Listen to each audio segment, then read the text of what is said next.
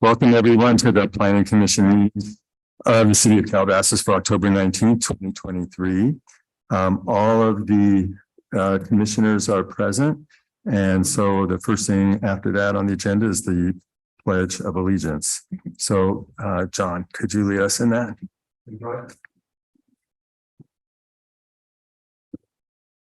Over your heart again. I pledge allegiance to the flag of the United States of America, to the republic to stand, one nation under God, indivisible, with liberty and justice for all. Thank you. The next item is actually the approval of the agenda, but before we do that, I just have a couple of things to say. First, we have, I mean, to let everybody know. So we have a couple of fairly short items at the beginning of our agenda, followed by a very long item with a public hearing concerning the Commons. People are attending in person and by Zoom, and many people will want to speak when I open the public hearing. But before the public hearing is open, we're going to hear a report from staff, and then the commissioners are going to ask questions, which could take some time because just less than a week ago, each commissioner received thousands of pages to review, each of us. So I'm sure we will have lots of questions. Anyway, this is our usual format, which will enable the public to see the plans in more detail, certainly more than the story polls and the boards that were outside. We're going to have to take at least one break because this is going to be a long meeting. And if it looks like we're going to need more time, then we'll continue this meeting to another time. All right. Is there a motion to approve the agenda? Second. All right. All those in favor? Aye. All right. Next is announcements. I was going to say, can I add something? Oh, sure. There's been a lot of public correspondence, and I have a stack about so big of the letters of various folks, speaking their mind on the project. So I see that all of us have received all of that, and that also will all be a part of the public record. So correct. That's an important aspect. There's no one's actually going to be ignored in the audience or at home, but it's going to be impossible to acknowledge everybody who's written, but it's in the record, and we have had a chance to look at all that. Yeah, thank you for sending that in. And we have dozens of pages of correspondence. So anyway, now we'll just do announcements. Wendy, do you have any? Dennis? I have a couple. Go ahead. I wanted to start the meeting actually because there's a headline in an article that Commissioner or our chair sent out to a number of us. The California city that has the most envied lifestyle in America. And the survey says the city of Calabasas. Out of 175 cities. And I can tell you that it's worth seeing it was, I think, from the author Alex and May Aspin published on Fox 11, apparently. But the cities that were ranked in the story showed that Calabasas was number 1, Beverly Hills number 19, Newport Beach 20, Irvine 26, Rancho Palos Verdes 27, Atherton 45, La Jolla 64, Rancho Santa Fe 67, Hillsborough 69, Palo Alto 71, and Saratoga 97. So it goes for 175 cities deep. And I won't tell you who the top 10 are. Go to the article and take a peek. But it's because of all of you and all of us and all of our staff members over all of these years that whether we're number 1 in anything, at least being enviable is not bad, is it? So that's number 1. And the second item is that on November 14th, our Pinnacle Ross Virgin's Future Foundation is holding a TED Talks type of event. It was at the Wembley Event Center at Cal Lutheran University, and we call it the 10 by 10. There's 10 speakers on 10 topics for 10 minutes, and everything is related to what the impacts of artificial intelligence and all the things you read about all that are going to be on everything from education to medicine to modeling to law enforcement, intellectual property, biopharma, music, and so forth. So You can go to the Future Foundation website or clvff.org and you can make a reservation to go. I guarantee it'll be great. We've had about 11 or 12 of these and they're always inspiring and very forward thinking. So again, November 14th, Cal Lutheran, come and join us. Thanks, Dennis. John, do you have any? Nothing tonight, Mr. Chairman. Nothing. Oh, I just want to say some things. Some of us here attended the event outside last week in support of Israel. And I just wanted to note that Rick Caruso was one of the speakers and members of his team like Bryce and Chris Robertson there in the front. We're also present and we're all grateful that you were there. It's very sad to me anyway about what's happening to so many innocent people in so many countries around the world. And I mean, whether it's Ukraine or Armenia or Israel, Palestine, Asia. But on top of that, we've been warned that some people with no interest in the proceedings, in our proceedings, may attend just to make off-topic diatribes about divisive issues. So we've been given some wording by our staff and city attorney to cut that off, but I just wanted to warn all of you about that possibility. It's happened in some nearby cities. So with that, let's go to the next item, I believe is oral communications. This is public comment for matters that are applicable to the Planning Commission. I think staff added that, but not on our agenda. So if somebody wants to speak about something that's not on the agenda, I don't have any cards. Does anybody want to speak? No? Anybody on Zoom? This is a hybrid meeting, so some people are on Zoom. Anybody raising his or her hand or their hand? I don't see anybody raising their hand. Okay, great. Then we'll move on to the consent items, which are items 1 and 2. Does I move we approve the consent agenda. is there a second? Second, but I have a correction. Yeah, me too. Go ahead. All right, on the minutes, page 3, public hearing, item number 3, the fourth sentence says type 21 licensure consumption of the offsite consumption. Just a second. Yeah, I think your mic was on. Okay, the minutes, page 3, public hearing items number 3, the fourth sentence says license for the offsite consumption. It should be for the sale for the offsite consumption. We're not licensing offsite consumption. True. Not on sale. For sale. And then there's one other, I had one other minor correction in the first paragraph on page 2, line 5. It should state that Madeline Strauss, who's right here, over here right now, Maddie Strauss, was also appointed as the liaison to the Planning Commission instead of stating that she was appointed to the Planning Commission. Although it would be nice to have another Planning Commissioner because we're missing one, but anyway. So with those, is that acceptable to anybody else have any corrections? No? No. Then all those in favor of the consent items with the 2 changes to the minutes, which is item 1, say aye. Aye. Aye. So that's unanimous. Now for item 3, which I think most of you are here for. This is file number site plan review 2023 005, conditional use permits 2023 3, 4, and 5. One of them has to do with off sale, sale of beverages. I think that's 5. Scenic corridor permit 2023 3 and tentative track map 2023-002 to improve a portion of the common to Calabasas. And I think first I'll turn it over to staff, to Glenn or whoever's going to make the staff report.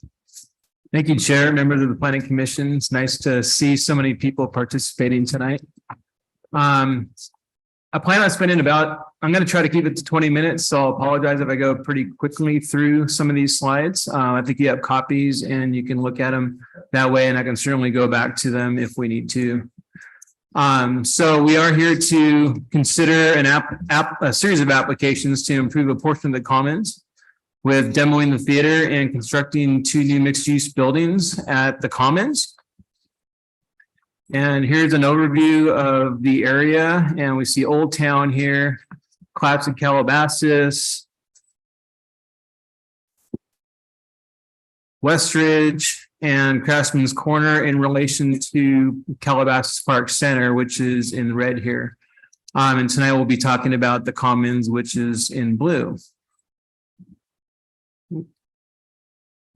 So the area in red is controlled by the Park Center Master Plan. It was approved in 1997, and it has essentially two components to it, which is the Master Conditional Use Permit and the Park Center Project Development and Design Guidelines. You may hear me refer to them just as the guidelines because that's a mouthful from here on out. The Master Conditional Use Permit basically looked at the entire site, and it has all sorts of components to it. It really talks about the vision of it, which is first bullet point, providing a unique opportunity for development of a central public space to provide urban amenities. It established a maximum development density for the entire area of 900,000 square feet, including a 200,000 square foot retail component, which is for the site we're looking at tonight.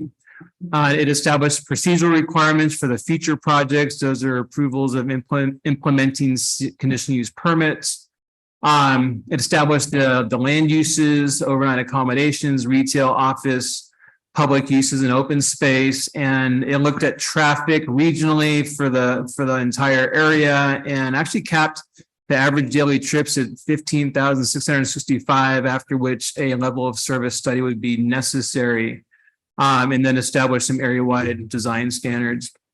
Part two of that was the guidelines.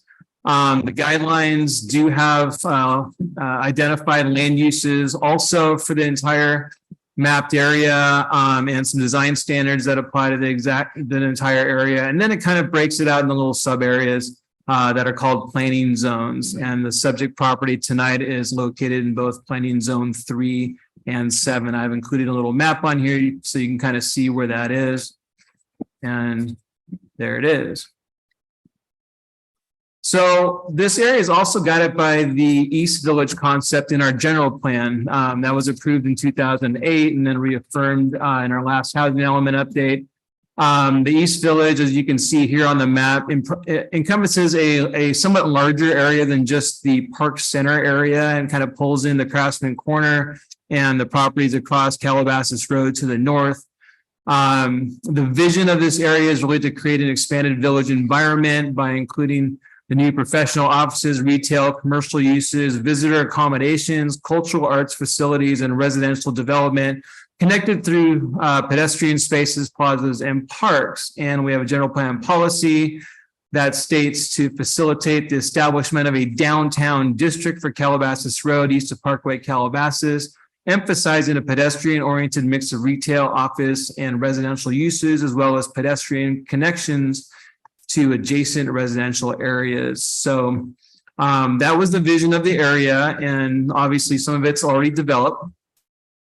And we're looking at a portion of that today. For this site, and I've just highlighted it in red here, and that's for the common site, and it says the potential new mixed-use infill, ground floor retail with office and residential above surrounding parking structure. So taking another step back now, back to 1997, there was an implementing CUP for the existing commons. It approved about 200,000 square feet of retail, consisting of a 52,000 square foot market, 16,250 square foot drugstore, 27,000 square foot bookstore, a 1,350 seat cinema, restaurant and retail uses, sales of alcoholic beverages, initially for the market and drugstore. Subsequent ones were done individually for the restaurants, and then a shared parking reduction. So here is our common site. As you can see, King's Fish House over on the east side, Ralph's, Rite Aid, Barnes & Noble, the movie theater, Marmalade, and then it's positioned adjacent to the senior center and the Calabasas Library. Down here in the corner, we have Porta Via. Thank you, Chair Harrison, for correcting me on that. and Citibank here on the corner. And so the project site, again, from a slightly different angle, but I wanted to point out a few things. So the red line's the center, and I do want to correct one thing on here. This little indentation, there was a little confusion as to whether or not this little piece was part of parcel B, and it was confirmed after this was all done that it was. And so this red line should really go around it. So it incorporates just a little bit more area than initially thought. And then the project plans, while I'm on this, did fail to identify an easement over the Tesla chargers that the applicant informed me of today. And so just want to let you know about that. And that's kind of in the area where my cursor is right now. So the center is made up of 5 parcels, about 24 acres gross, 19.3 net area, has a total of 218,247 square feet of development on there right now, which is about a 0.26 FAR. Today, we're going to be talking about parcel B. So the proposed project is going to be entirely on parcel B, which is 11.7 acres gross, 8.4 acres net, and has about a little north of 100,000 square foot of development on it at an FAR of 0.275. Where all these arrows are the project accesses. There are 4 that are typically used by members of the public, and they're the ones off of Civic Center Way, the 2 that are on Calabasas Road, and the northernmost on Park Granada. There is this 5th one down on Park Granada, a little south of the other one. And that really is to a road that accesses the back of the center, has a little bit of parking back there, which we'll talk about later. And it is a fire road and also a city loading easement for the library. And as you can see here, there's a connection of that road through to the Civic Center area, and it's gated off at the moment. So just a few quick images here. This is the center as we all know it today, walking through it. These photos are basically of the areas that we're going to be talking about today, the storefronts. A couple images looking west and looking east, kind of a more, I don't want to say regional view, but a more panoramic view. And yeah. I think what I really wanted to get out of this is the topographic difference. As you're looking west, you're kind of going up a hill. As you're looking east, you're going down a hill. So topographically, that's kind of the variation in there. And then a few perspectives of around City Hall. And I'm not sure how many have gone behind the center, but this offers you a few views of behind the Commons. Here's the back of the movie theater. You kind of see the large retaining wall that's back there from this perspective. And then some adjacencies from the City Hall and the Commons site. So the requested permits today are a site plan review, and that's to demolish the theater and construct the 2 new buildings. There's basically 3 conditional use permits. 1 to amend the existing master CUP, and that's to allow an increase in the development density commensurate with this project, to allow residential uses that aren't currently allowed in that. That's consistent with our zoning and our general plan housing element. To replace conditions of the approval relative to the master CUP with project-specific conditions, leaving existing conditions in full force and effect for the other properties, to provide the Calabasas Park Center design and development guidelines, provide that they're not applicable, and if there's any conflicts between the 97 master CUP and the new implementing CUP for the common site, that the new implementing CUP shall control, and to deem all existing buildings, structures, and uses on the common site legally conforming. CUP number 2 would be requesting a new implementing CUT, and this would be for the entire commons property. So I think the idea here is to completely replace the old implementing CUP with the new implementing CUP for the entire center, incorporating all, excuse me, the proposed changes, which are the residential dwelling units and up to the 396,000 square feet as opposed to the 200,000, permitting the mixed use development that is currently allowed in the CMU zone, and then permit restaurant space exceeding 10% of the gross leasable floor areas within the shopping center. Lastly, a conditional use permit is required for alcohol sales. So there's going to be 5 new restaurant establishments and or retail establishments that will want to serve alcoholic beverages, and that would establish that use. The site's also located in the scenic corridor, so they're required to obtain a scenic corridor permit. And then they are proposing a tentative track map for subdividing parcel B into 1 ground floor and then 6 airspace lots. As I understand it, that's for financing purposes. Few other requests. They're requesting a shared parking reduction to reduce the commercial parking requirement from 1,043 to 896 spaces, which is a 14.1% reduction. And that's separate from the residential parking. I'll point out now and talk a little bit more about it later that this is a change from what's in the staff report.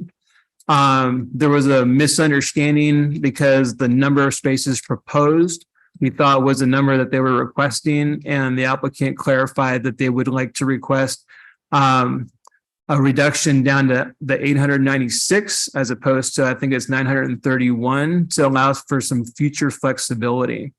And the applicant could probably talk a little bit more about that later too.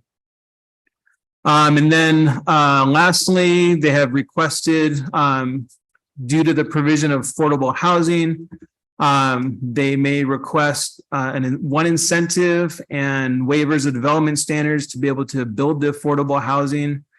And they have requested an incentive or concession to provide residential parking stall dimensions that are reduced in dimensions, and a waiver of a development standard for the height of the 2 buildings. So the proposed project, I'm going to get a little bit more in detail now. So we're talking about demolition of the existing theater building and construction of 2 new mixed-use buildings, a building A and a building B, totaling 210,921 square feet. That includes 119 residential apartments. 12 of those will be affordable. 24,163 square feet of new restaurant or retail space, which is actually a net reduction of 8,928 square feet of commercial space, considering the demo of the theater. 2 new public plazas. They're proposed a Main Street concept with street-facing commercial space. So really an idea that there's a more pedestrian-oriented environment between storefronts. And that also comes with some enhanced streetscape and landscaping. So let me talk a little bit more about Building A. Building A is sited mostly within the footprint of the theater. It encompasses 101 residential apartments, including all 12 of those affordable units. It has a new 2,033 square foot retail space, which is located about where my cursor is right now, and that's where the theater marquee is currently located. It has 3 parking floors, one that's subterranean, 1 ground floor, and 1 on the 2nd level. Those spaces are exclusively for residents, and it would accommodate 225 automobiles and 112 bicycles. Above that would be 5 residential floors with a mix of 1, 2, and 3 bedroom units. And it'll have a rooftop community space with a pool, landscaping, and some seating areas. I'll talk a little bit more about that in a minute. Rooftop amenities of a gym and a workroom. And the building height to the rooftop space is approximately 75 feet with some variations in there to the roof deck. And then it will extend to approximately 85 feet at an elevation of 1,062.4 above mean sea level to the top of the gym workroom amenity space. So just a quick look at the ground one. I don't have all the floor plans in here, but just to give you a sense, this is the ground level parking level. It has the main access to the parking structure. You can see again the new retail space just adjacent to that, pedestrian walkways, interior, and then the parking. And then it includes the bicycle storage, which would be in this area down here.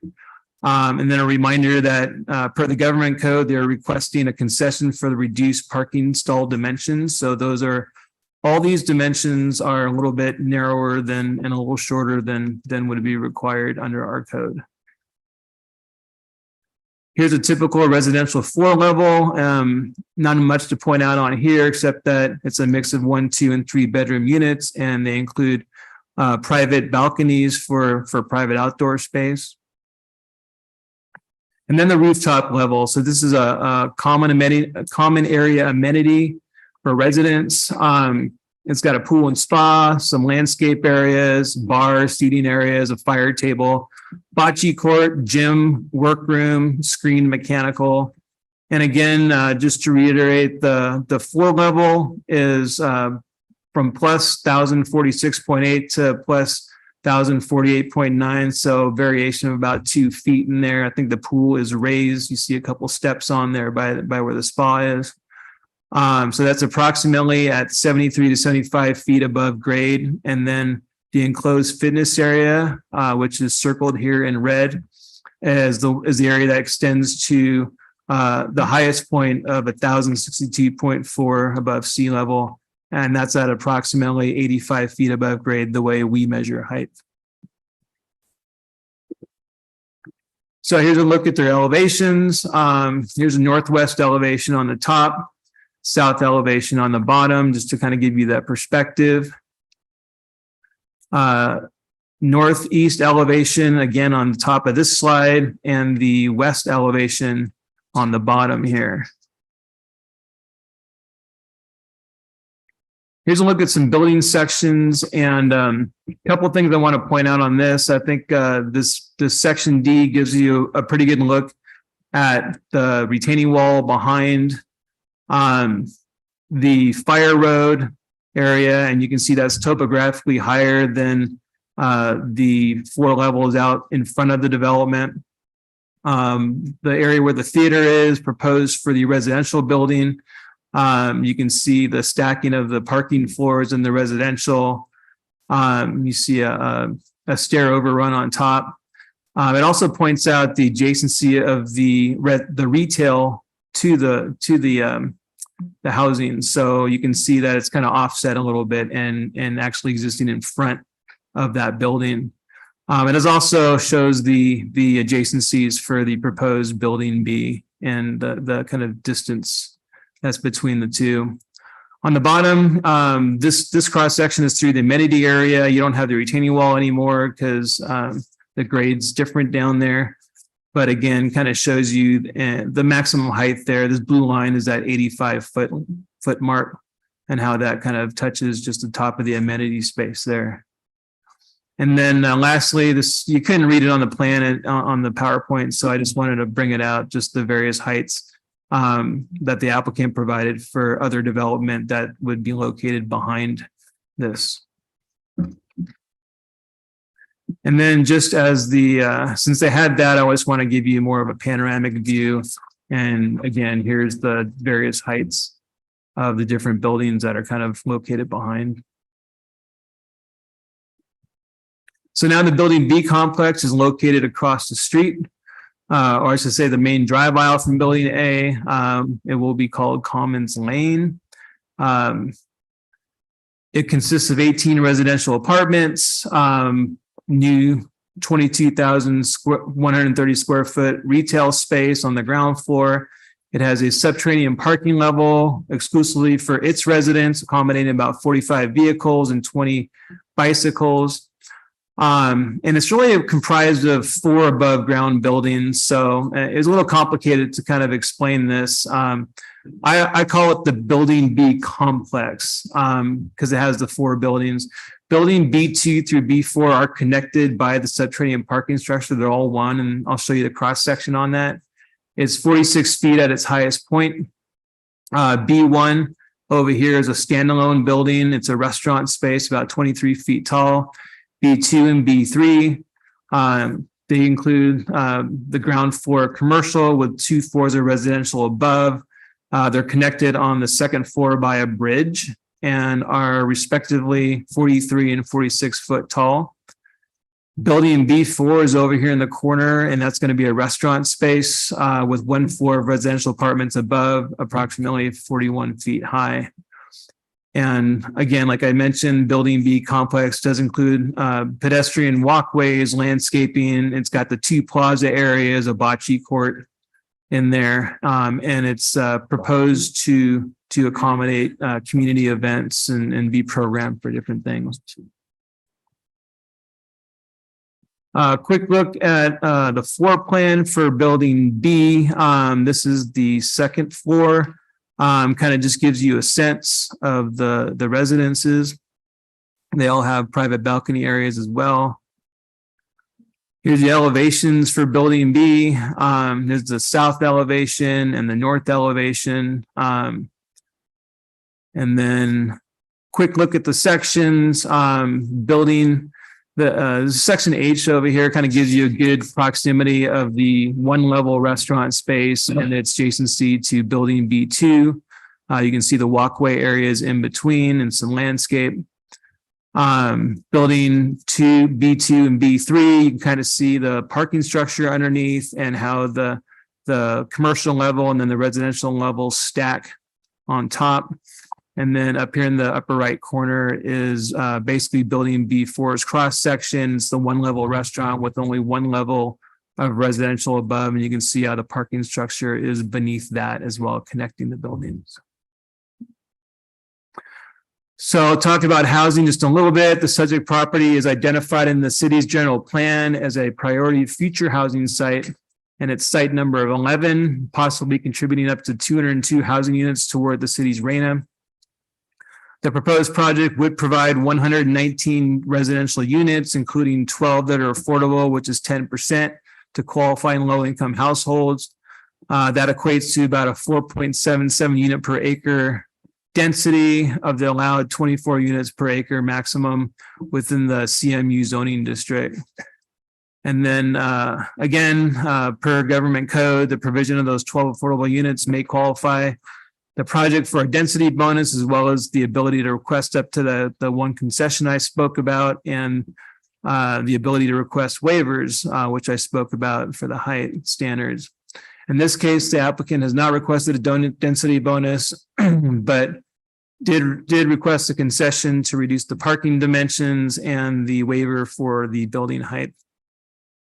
And per state law and our code, the city shall carefully consider these requests and make certain findings to either approve or deny them. The applicant has submitted justification for those requests, which is included as your Exhibit B. So a little bit about the design. I'm not going to go into the design. It's contained in the plans, and the applicant has explained it in their project description. That's Exhibit F. Their plans are Exhibit A. The design was reviewed by the ARP on two occasions, June 23rd and July 28th. The project site is located in a scenic corridor.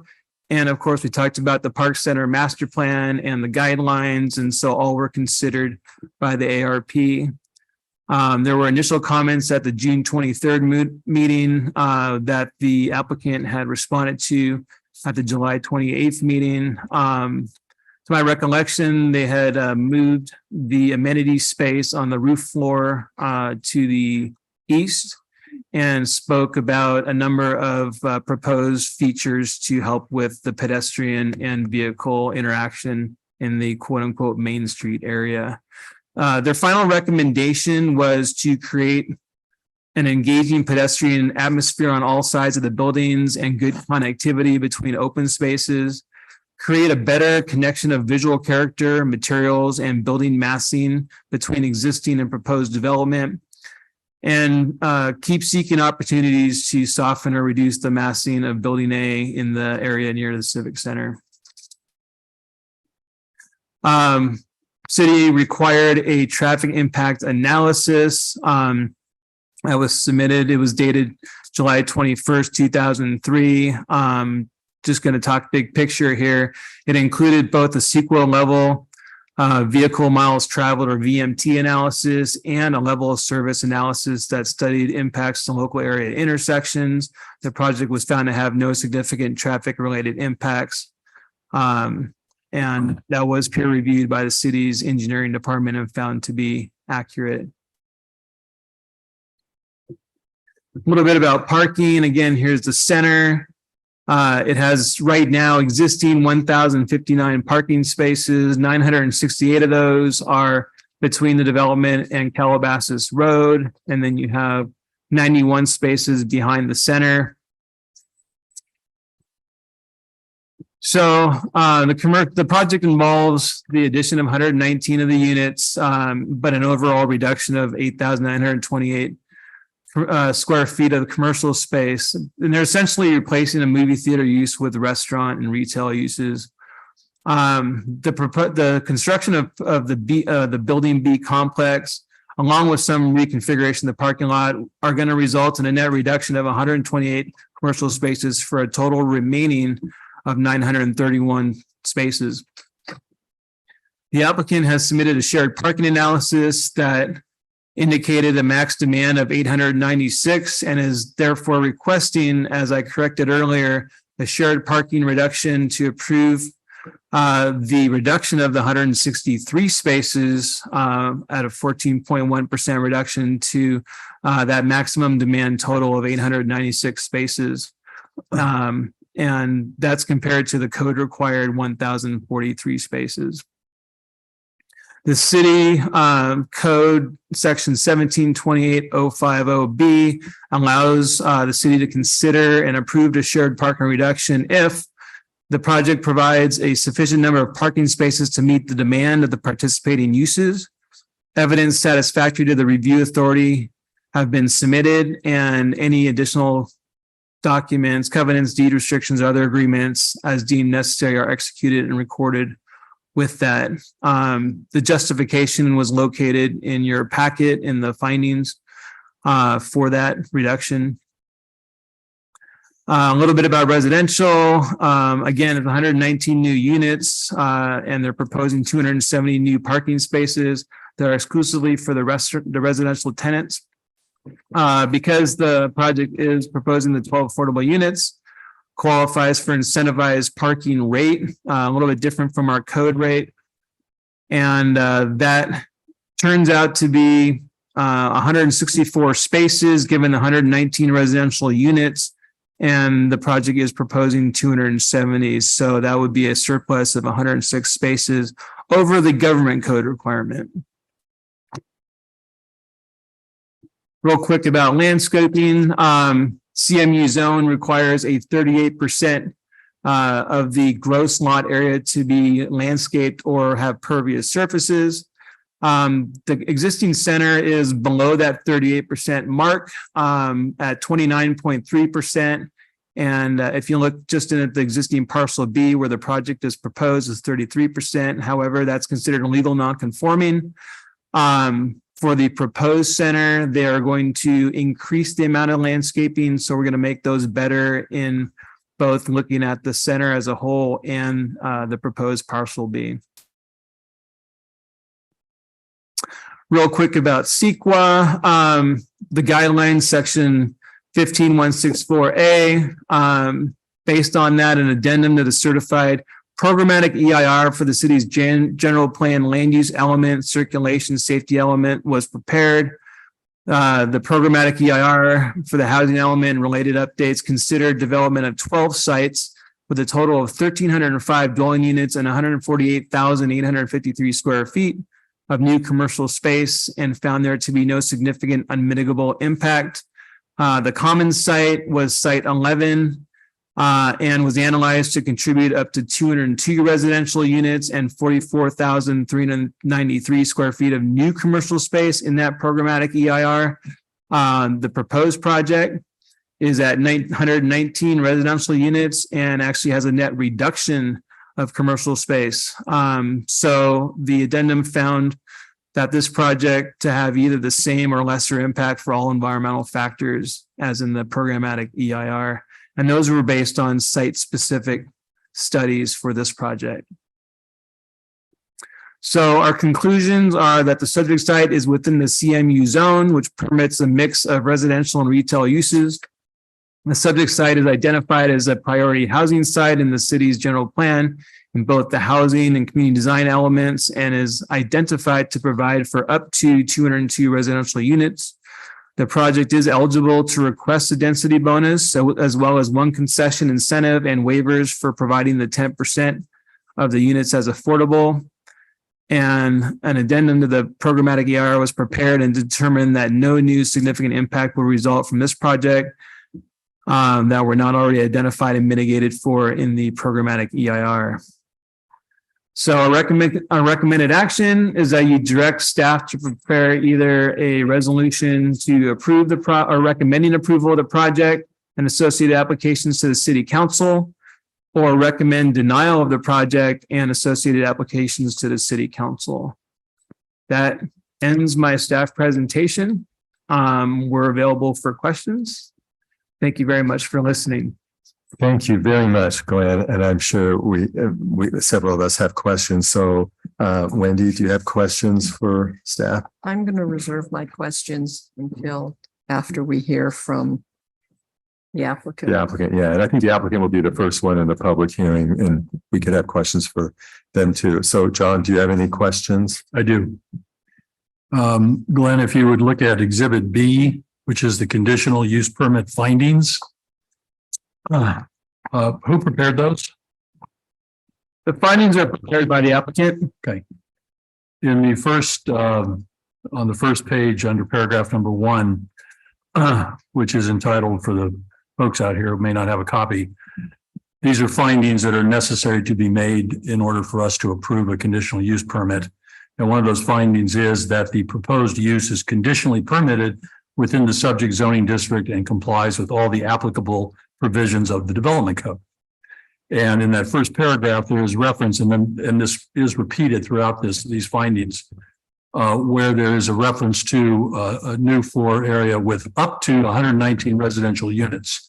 And I'm wondering why there is the phrase up to. Isn't it 119 or The project the project as proposed today is 119 units. The question is probably better for the applicant as to whether or not they're going to build all 119 units, or if they wanted some flexibility or whatnot. Oh, I'll be happy to do that. But of course, that then impacts the affordable housing units. If it's not 119 and it's 100, then it's not going to be 12 affordable housing units, probably. That's If correct. you want me to save that for the applicant, I'm happy to do that.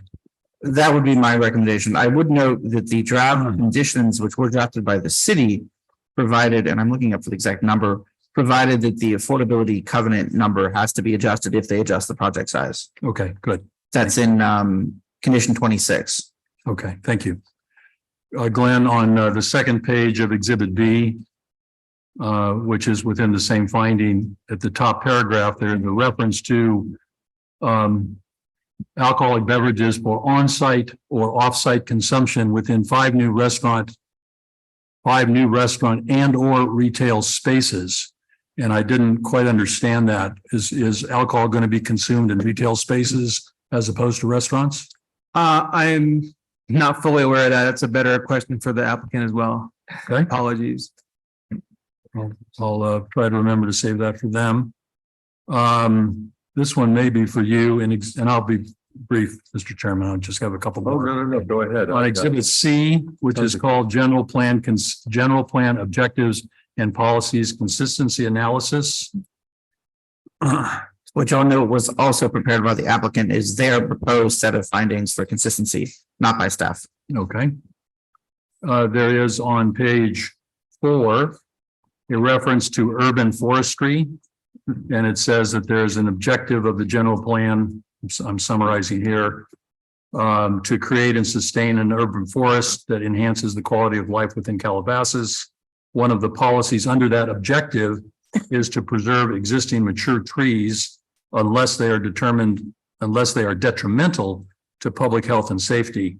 And my question is, do you know whether there are any mature trees which are going to be taken down as a result of this project? I believe there are. I don't have an exact number for that.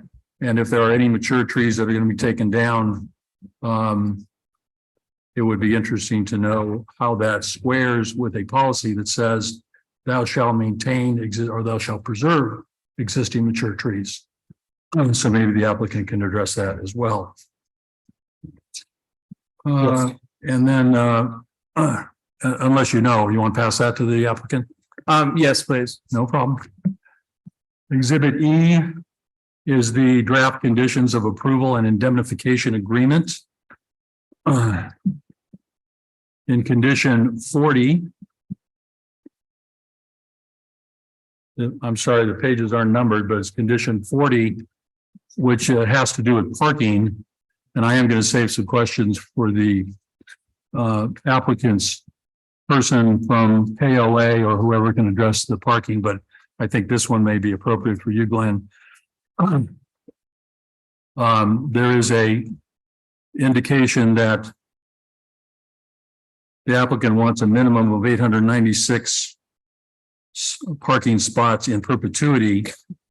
But if I understood the KOA report, it basically says that when all of this analysis is done, there will be a resulting 931 spots. And if I read the KOA report correctly, and I confess my eyes started to glaze over, it's not the most exciting stuff in the world to read, but I think that it said we only need 924 spots for the peak events like holidays. So if we need 924 spots, but the applicant wants the flexibility, I think you said, to 896 spots. 896 is less than 924 the last time I looked, so I'd like that to be addressed. And then finally, for you, Glenn, unless you want to address that again, I can ask the applicant the difference between the KOA report and what their new request is that I guess you recently found out about, the 896. I recently found out about that, and I would defer that to the experts. Okay. Also within condition 40, which has to do with parking, there is a sentence at the end of that condition that says, a reasonable effort shall be made to encourage employees of the commons to park using the 91 parking spaces located behind the shopping center, and I'm abbreviating. Do you happen to know who is going to make that reasonable effort? Is that the applicant? Is that the city? Is that the employees? We're hoping the applicant's going to make that reasonable effort. Do we know what reasonable efforts, how that's defined, how they're going to ask employees to do that? Is there an enforceability of that? And if I'm an employee, I'm going to park as close to my shop as I can, unless there's some enforcement mechanism that says I've got to park in the back 40. Well, I mean, I think our hope would be to work with the applicant to have them provide some kind of recommendation. We don't have math that shows us that we need to force them to park employees behind the center, but we thought it'd be a nice effort if we can get it in there. I would suggest posing to the applicant their proposed plans, because it's ultimately up to the applicant to comply with that condition. Well, it's just a bit loosey-goosey to me, that condition. So if they can address that also, that would be great. And as we move forward, we can revise it to be more specific, reflecting what can be done. And my other questions, Mr. Chairman, are definitely for the KOA person. So that's all I have right now. Thank you, John. Bob? I have a number of questions. I think most of them. Can you turn on your microphone? I'm sorry. I have a number of the questions. Most of them are for the applicant, but I have one for our city attorney. I'd like some clarification on. One said that we're supposed to be possibly recommending approval of the project. I don't think that's the case. We're supposed to be recommending conditional use permits. Correct? Recommending approval or denial of the project. The project requires approval of 3 conditional use permits, a site plan review permit, and associated other permits. Right, but we're supposed to recommend to council those required permits. Or not. Or not. Approval or non-approval. Not the project per se, No, it is the project. It's all together. it's all together. Yeah, so if you find that one of the permits couldn't be made, you could recommend the council attempt to split them apart, although it all goes together. Thank you. So ultimately, what we're looking for from the commission would be a recommendation to council on the project and the associated permits. But if you could find that the findings to be made for part of it, but not others, you can make that recommendation to the council. All right, because it's kind of a chicken or the egg thing. You need to have the approvals before they could build the project. And we're recommending to council or denying the The approvals. approval. So catch 22. If I could even further clarify, the site plan review approval is for the actual construction. It just comes with a list of accompanying permits for other various things like uses and. Which are necessary to facilitate the land use. Correct, but they all will travel together. Is that it? For staff, questions for staff? That's the only one for staff. All right. I think based on what's gone beforehand, the applicant would need to answer the other questions. I agree. I think, so I have a lot of questions, but some of them may be for the applicant. Just let me know, which one. So the first one is at our planning commission meetings on the story poles and the boards. Chris mentioned that they would add flags and to the top of the story poles. Did the council change that? Matt, do you remember that? My recollection is the 4 poles with the augmented reality. And the plan I looked at did not have that. But And that I was the mentioned one it that- at our meeting, so I was just wondering if that's out or.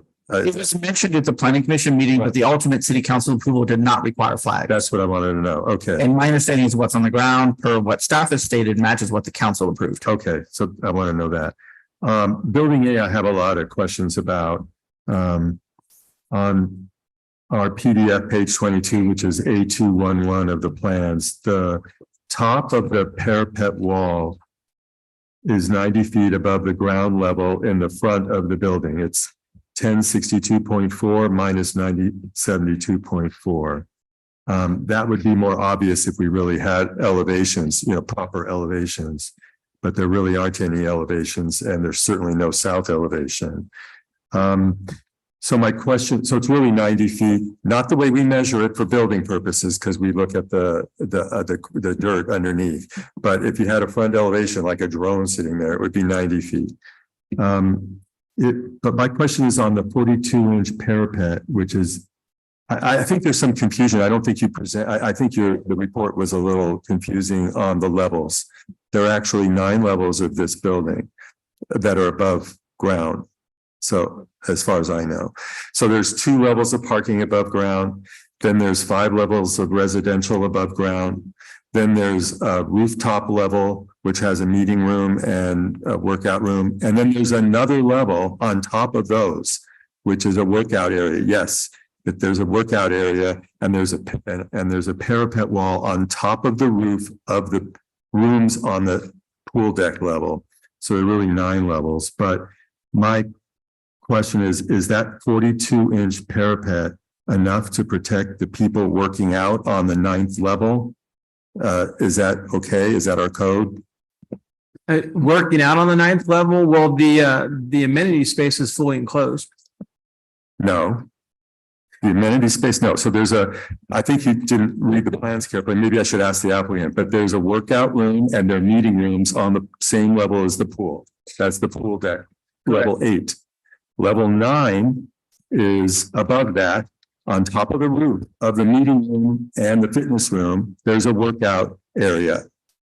And so my question is that 42-inch parapet that's on that level where people are working out on the roof, is that enough to protect? Is that enough for our code? I understand what you're asking, but the parapet room, I'm sorry, I'm not talking about the parapet on the pool deck level. I'm talking about the parapet above the rooms on the pool deck. correct. That's not for the public. That's just the roof of the fitness No, center. it said it was a workout area. Why would they put a 42-inch parapet there? Well, they would probably have to for OSHA requirement. If you're going to go up and maintain that roof, the workers need some safety. All right, so maybe I'll ask the applicant then about that. It was my understanding that's in what I read. It says that's a workout area on top of the fitness and meeting rooms. Okay. I level mean, A. that's not my understanding or how I read those plans. I think it's an enclosed. So I guess space I'll ask the on top of applicant, it. when you get there, you can explain all that. But if that was an occupied area, I'm just concerned about the 42-inch. Oh, okay. Okay.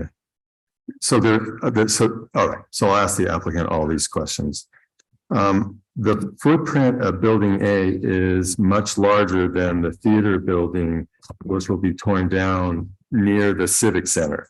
So it goes all the way towards to the library and to the property line by the library and Founders Hall. Have you asked the applicant if they could stay within the existing footprint of the theater on that side, so that we don't have an 8-level building right next to our 2-story library and Founders Hall? I have not. We review and examine the plans as they're submitted and as the project that the applicant would like to process. Okay, so I'll ask them. And then I'll ask them, obviously, too, if they can add more B buildings on instead. We have to ensure that the project is compatible with the Commons and Park Center, correct? Correct. It's in the design guidelines. Right. That way. So I took this from pages 7, 8, and 18 of your report. The design of the 4 B buildings is clearly compatible, but can you point out the design elements of building A, which are the same as the design elements of the rest of the Commons and Park Center, other than the colors? I think it'd be more appropriate for the applicant to talk through their design Okay, and their vision. all right. No, I'm just concerned because the architectural review panel said it looks like a spaceship, and it's not compatible with the Commons or Park Center anyway. So I will talk to the applicant, or ask the applicant about that. Is that why the applicant is asking to supersede the existing project design and development guidelines for Park Center under the CUP 2023-003? Why are they trying to be exempt from the existing guidelines? Again, I think it's probably better you ask them why they're requesting what they're requesting. Okay, I'm just concerned about that. Wouldn't we need the approval of all the other participants in Park Center to be exempt? Wouldn't one owner have to get everybody's approval to be exempt, or? I'm going to answer that question. Yeah. The answer is no. The city council controls the design Okay. guidelines. So even if everybody signed on, they can change that? Right. The city Okay. council can change those. They're Perfect. city council imposed requirements, so they can be changed by the council. Okay, thanks. And please, and feel free to chime in because I don't know who knows. Absolutely. Yeah. Okay. And the next question you may want to chime in also. It's why does the applicant want to create a track map with 1 ground floor and 6 airspace lots? I don't even know what that means unless it's like, it sounds almost like a condo, but it doesn't. But It's an airspace condo. So what they're doing is they're creating condo units for the different pieces of the project. The why, however, is a question that the applicant has to answer. Oh, okay. So what will be condos? A and building and the B buildings as well? My understanding is A will be a unit, the rest of the commons will be a unit, and B will have 4 units. But again, the applicant's got to cover that. The why. Okay, so we'll find out what's going on. I don't understand. So when I think of condos, I think of, the individual apartments. But You can make a condo unit that is bigger than a single apartment, not common per se, but doable. and why would you do that? That's the question with the applicant. I'm not sure why they propose to do so. Oh, okay. All right. We got a letter from the house. Oh, maybe you can answer this one too. Sure. We got a letter from the California Housing and Defense Fund stating that we must approve any zoning and general plan compliant housing development projects unless we can find specific objective written health and safety hazards. If that's correct, does that affect all the requirements for the architecture to be compatible with Park Center? Does that supersede these guidelines and so forth? That's their position. It would be a challenge for the city to take a position rooted solely in design issues, given the strength of the Housing Accountability Act and the housing element. But if that's the commission's recommendation, we'll provide detailed analysis in a closed session with the council about the options thereof. We would ask the commission to simply make its recommendation to council. Oh, I see. Okay. Because I am concerned about the design of building A, just like the architectural review panel. And on the design component, I might suggest that you would ask the applicant if they would consider redesign among the different, you've stated a couple Oh, of yeah. options, maybe others. Right. And then the applicant will tell us if they'll consider it or not. And then if they decline, then we have to go back to give a decision on what they've ultimately decision by the council on what they've asked for. Oh, sure. I do have a list. I can tell you. I mean, I'd like to see those glass balconies gone and put in wrought iron, put in some more Mediterranean features like moldings or shutters or defined layers. You know, right now to me, it looks like an apartment building on Wilshire Boulevard instead of something at the Commons or Park Center.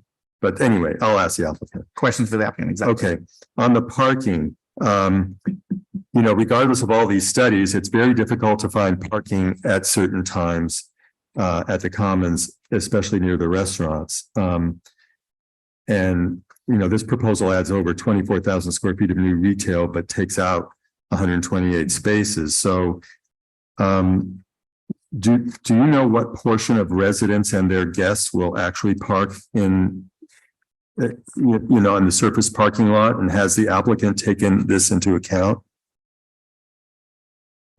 You know what I mean? The visitors to the residents, or residents who just want to make a short stop and go somewhere, they may not go underground, and I don't know if visitors will go underground. Well, I can't comment to the behavior of guests of future potential residents and where they Okay, park. so I'll ask the applicant, because perhaps they've taken this into account and they'll manage it some way.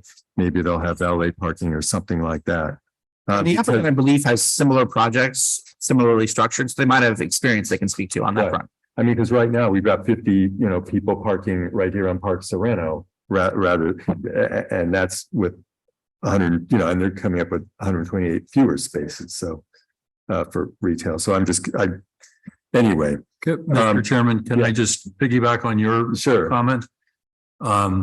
Just so when the KOA person is thinking about these issues, I did notice that there was a comment in the KOA report on page 6 that basically says they've made a reasonable assumption that residents will not be using the commercial spaces. In other words, I suppose because they have a residential space. And so I was going to inquire of that person, and just sort of along the lines you're talking about. How is that assumption made? Is there any basis for it? Right. Why is it reasonable? Those kinds of questions. So, There are also visitors that they have certain. I hadn't thought about. They have certain quantities for visitors, and I don't think any visitors are going to park underground personally. I think they're all going to be parking above ground, which sort of messes up these calculations. So anyway, but That also may have varied in the applicant's experience at other similar sites. Right. I know so we'll ask. some people may not, they may park on the street. Others would want to be able to have direct access to the apartments, which would mean Correct. below. But it depends on how they manage it. So I'm going to ask them about that. So let's see. The next thing is the applicant seems to be marketing the residential units to seniors who want to downsize from their homes. But for 119 new apartment homes and their residents and guests, the applicant's only providing 6 ADA spaces for 119 units. Is that our minimum? I mean, that seems really too few for that number of units. I'm not an expert on the building code, but the building code will dictate the number of ADA spaces that will be required. Okay, but I'll ask the applicant if they can increase that, because I just don't think for that number of units with all these seniors they're talking about that's really sufficient. But well, maybe they'll have valet parking or something. Did they tell you, did the applicant tell you if besides their own employees, will they allow employees of the city? And I raised this before at a planning commission. Will they allow employees of the city to park their vehicles in the back behind the Commons in those 91 spaces? We currently have shared parking throughout the whole park center area. So the answer to that question would be yes. Yes. Okay, great. Can the city, and this is a city question, staff be required to park at either back there or at the Cruzan site west of City Hall? Can we be required? Can the city This council is certainly require? not the policy that we do that. Okay, I'm just concerned because it seems to me that the area where there's a lot of discussion about the city vehicles that are parked between the Commons and Founder's Hall. There's a number of spaces there, and so I'm concerned because I think those spaces anything that's left should be available for the seniors at the senior center or for the library patrons. So I'm wondering if we can recommend maybe that all of that parking that employees park somewhere else and not there, and no city vehicles certainly. The commission might recommend that the council direct the city manager to take a look at an employee parking plan. Okay, so we can just, okay.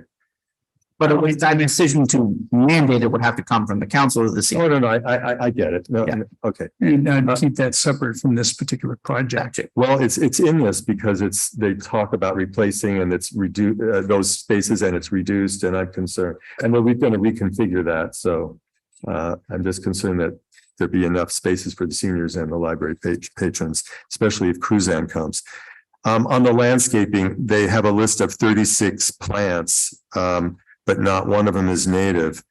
Maybe I should ask the applicant this, if they can substitute some native plants for our environment. We do have a city landscape ordinance. So maybe maybe it just it's in needs to be checked to see if it Okay. conforms. All right. Staff will check the plant palette, but certainly a question about changing it to the applicant. Okay, I mean, none of them are native. The plans call for a substantial amount of turf to create this really attractive park-like area, in my opinion anyway. But do you know what kind of turf it is? I'm just hoping it's not artificial turf. I don't believe it's artificial turf. I'd have to look that up. I can get back to you on that. Okay. And do you know when maybe this is a question for the applicant, do you know when the landscapers come to the Commons? Because I assume it's early in the morning, and is I don't know if it's daily or what. Sorry, I don't know Okay. their schedule. For that, the reason I'm asking about that is I'm concerned about building the B buildings. On the lighting, on the 8th floor, 8th level, whatever, pool deck lighting plan on the PDF, page 62. Can we require that the lights be aimed inward and downward so they're not visible from the outside? Do you know what I'm talking, because of our dark skies? Lighting ordinance generally discourages uplighting of any type and encourages shielding, and talks a lot about lighting intensities. And so I believe we have a condition of approval in there that they submit a final lighting plan to us to review. And we will make sure we work with them to make sure it complies with our dark skies ordinance. Okay, because also on page PDF 65, if you look at that, it says they're installing uplights on the trees instead of downlights. So I'm hoping that can be addressed as well. Or maybe I'll ask the applicant. And the condition of approval at issue is condition approval number 20. That requires the final photometric plan to be consistent with the dark skies ordinance. Oh, good. Okay, so it's addressed that way. I'm sorry, it was hard to read the 3,000 pages. No, absolutely. Yeah. Okay. On the park center size, which you mentioned, Glenn, with this project, the total built at Park Center would be about 720,000 square feet, correct? Excuse me, I have that number for you. 719,891 square Right, feet. so it's about 720, but Cruzan next door applied earlier for a 187,000 square foot project, which puts the total above 900,000 square feet slightly. So how does that work? Each project must be considered separately. So Cruzan will be considered later at a date at which their application is complete and ready for processing. In the meantime, Caruso is complete and ready for processing. That's good to know. So even though they submitted earlier, they're not, it's not what you call complete. So therefore this one comes first. Right, they're not ready for hearing. This one is ready for hearing. Good. No, thank you. Thanks for chiming in because it affects them. It will affect it. And they'll be considered separately. But it will affect them if this is approved. It may, unless the council were to, in that project, separately waive the 900,000 square foot limit. Oh, got it. which is a separate decision that'll be made for that separate project. Right. I get it. There's separate hearings on a separate So they project. have to ask for that separately. Right, much like, in other words, none of these things are the permits for that separate project, I would assume will in the end include an adjustment to that standard if need be. But that's a separate decision. Okay. I have some environmental concerns and maybe I should ask the applicant these too. But where will the solar panels be located, Glenn? I didn't see any on any plans. I'm not sure if they're proposing solar panels. I would suggest that As far as I know, they're not proposing solar panels. Solar However, panels are required for multi-family. I do know now that some percentage of solar panels are required by the building code. So where will they be? They're not on the plans? Well, maybe I'll let the applicant Oh, okay. opine if there's an area. There is, I think, 2 distinct mechanical areas on the roof deck. Yeah, they can put them on other roofs like Ralph's or something. I don't know. It doesn't have to be on the roof of the building. I learned when I built an ADU at my house. So anyway, I'm just curious because they're not anywhere. It's not even mentioned really. And I was thinking maybe they could even add solar panels in the parking lot in certain places, like the buildings across the street, which provide shade for the people parking. But anyway, and they also have to put in batteries, I believe. So I guess I'll ask them about that too. And then I'll ask them also if they can add some level 2 chargers in the garages for every unit, because that seems to be the new thing. There was a huge article in the LA Times about that. How people are demanding and that, and I know where my daughter lives, there's one for every unit for 2 people, for 2 cars, there's one, because people are buying electric cars, and this is good. This building is, this is a new building. It should be up to date, I would think. But I'll ask about that, and I'll ask, okay. You said that they're going to be based on 119 units, and there will be 12 affordable units in building A. But how is that measured? What does that mean? What level of affordable, very, does that mean, very low, moderate? I don't know what that means, and what dollar amount that means. Can't give you a dollar amount, but the level that's proposed right now is very low, which is 75% of the county median income level. 75% of County median income. Is it not low income? It's low, not very Not low. very low. Oh, I'm So- sorry. Did I say, I meant low? But that's the percentage. But the percentage is right. So it's affordable to households who earn 75% of the county median income. That's considered low. Okay, That's what the state defines as low income. right. So the county median income could be 50,000, and this is 75% of that, which is Right, whatever the county median 7,000. income is. Okay. And there's a state dictated formula for what that Okay. converts to max rent amount. And does the state dictate the 55 years, or did they volunteer that? The state dictates 55 years in return for the density bonus provision. So too does our code. And we can't ask for more, or they can't, We can ask for more, we can't require more.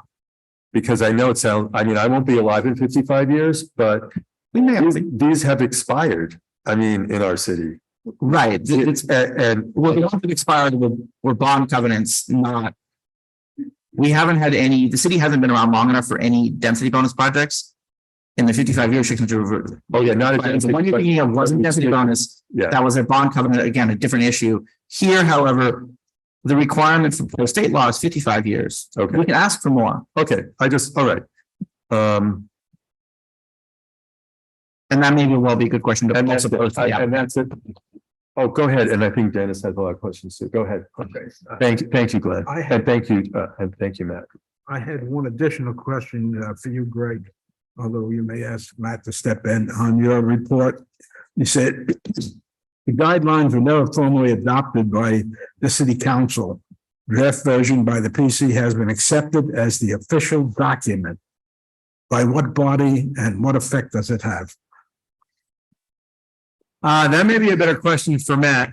Yeah, so it's the city council and the approvals for the Hilton Garden Inn's expansion several years back.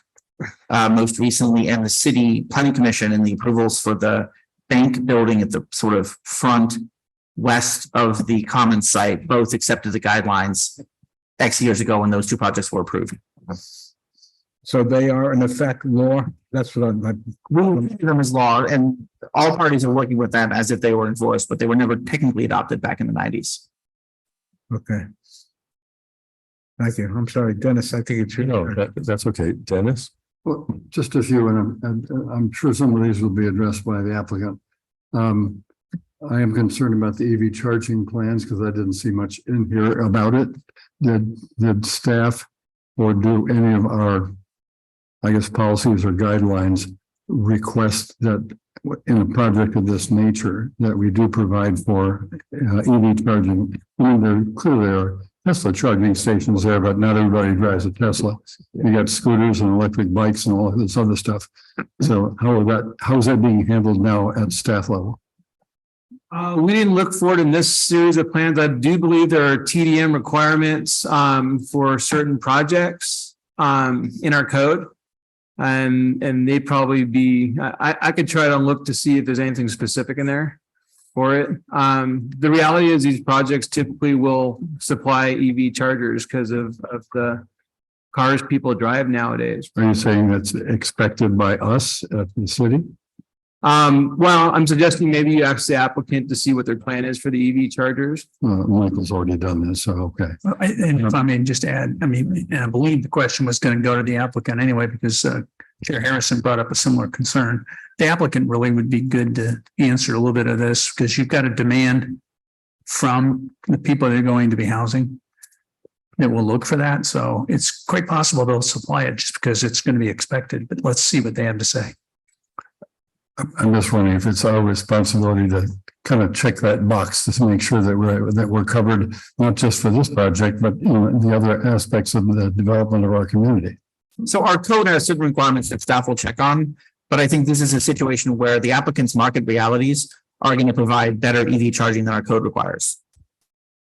I'm concerned about where the master CUP for Park Center stands. Will any change that we offer here obviate that master CUP, out of which there are a number of things like shared parking requirements, some of which haven't been followed in the community here, not by the Caruso or the organization of the applicants, but others within the space. So it would be helpful to know what outcomes might occur from your professional assessment if we were to essentially change the 97.12 CUP for the entire, I guess the Park Center, but it also affects the East Village concept that we've been talking about a little earlier in this meeting. So the proposal, as I understand it, is to revise the site's master CUP just enough to allow the project as proposed, but to keep all of existing provisions in place for the rest of the site and the rest of its areas. That's what's proposed if the commission and council so approve. If there are other developments that are proposed in the 67-acre property, will this precedent change the outlook of what the future applicants might wish to have? And will that be a weaker requirement of the city? Because we've actually come on a lot of that from distant past. I mean, literally, it was passed in 1997. I was on the council at the time, and we were sure that we were going to be covered in terms of the use of all the parking spaces or the future parking, implementations that might occur with various developments. We can solve the issues here because the applicant is covering that for the most part. But what happens to us as a city in dealing with the other 67 acres of the property? So the intention is to structure the proposed approval to not affect the other portions of the master plan area, leave them under their current rules and just define adjusted rules for this site. It may well invite developers on the other side, certainly, but that is what it is. Well, at this point, as you said earlier, we're first come, first served, perhaps. That too. Okay. I'm concerned also about what the staff's, collaboration was in dealing with the size of the parking spaces when we originally put this together and in fact did with the master CPU in place, I was driving a Lincoln Continental at the time, and I needed to have an 11-foot wide parking space without me giving parking rash to other people. And we're talking about reducing the size of spaces here to essentially what LA City allows in most of their parking lots. So is that something that staff weighed in on initially, or is that something that is going to be addressed? We did consult with our Standard parking also. I'm sorry, we did weigh in with our engineering department. Tom Miracle is actually here with us tonight. And maybe he can speak more coherently on the issue than me, but my understanding is the size that they're proposing does physically work okay. And I'll just remind, With the Lincoln Continental? Well, I've never driven a Lincoln Continental, but I'm TV here. All right, I got two more, before we get to, I guess, dealing with that. Couple of details.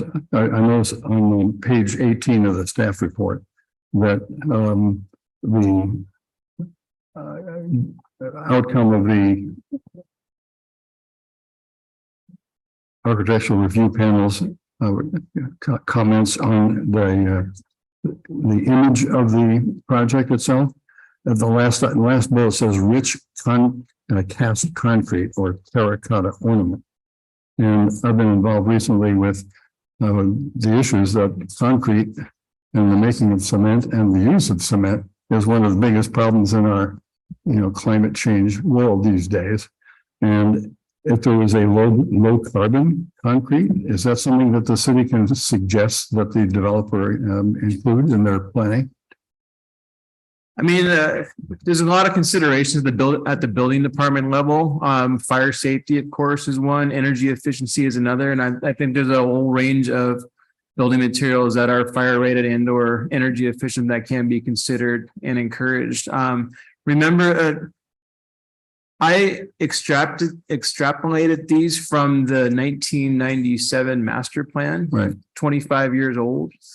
Right. And so that's the thing they had into it. So I just wanted to let you guys know what the master plan had in it for design features.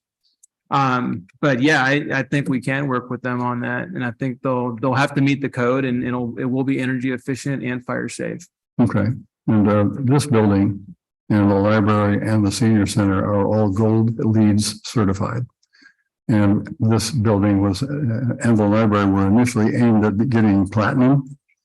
And they changed the rules as we were going through that. Instead of 52 points, which would have gotten us platinum, and they raised it to 100.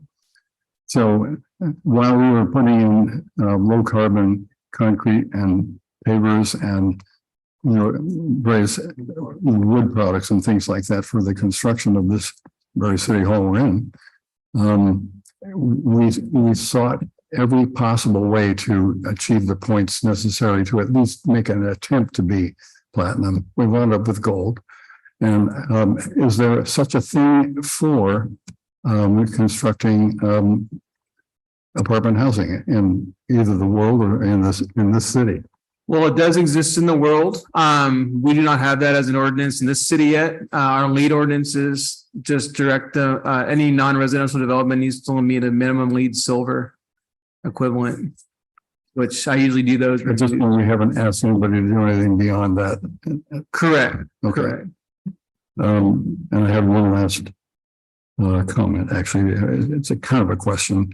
There's a mention in the staff report also of the open space feature south of the project, which is essentially the 18 acres between this property and Park Granada on the very south.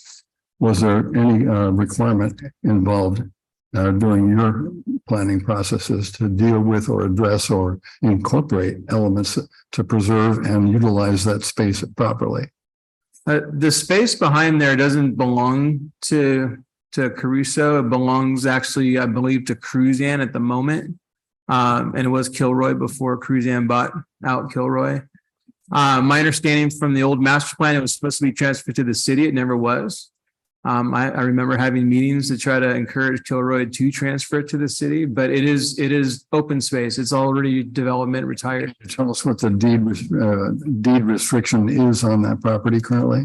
No development whatsoever. Is it It's like, under the open space development restriction zoning. is it open space or is it, It's OSDR, open space development restricted. okay, And to repeat, it is not part of this project. it's an adjacency. Yep, Correct. Right, it's not owned by Crusoe. Okay. Let's get with any other questions, and I have more, once we hear from the applicant. Okay, I've had a request to take a break, though. I've had a request to have a break right now. And then we come back and let me just tell you what we're going to do or what the plan is. I'd like to take public comments from the people in the room first, the people who are, physically present and first. I think we should hear from the applicant. No, I was going to say, and first, I'll open the public hearing when we come back and the applicant, whoever is coming up can speak, and then we can ask you questions if that's okay. And then we can hear from the people who are present and then the people on Zoom, if that's okay, because that gets very confusing to go back and forth.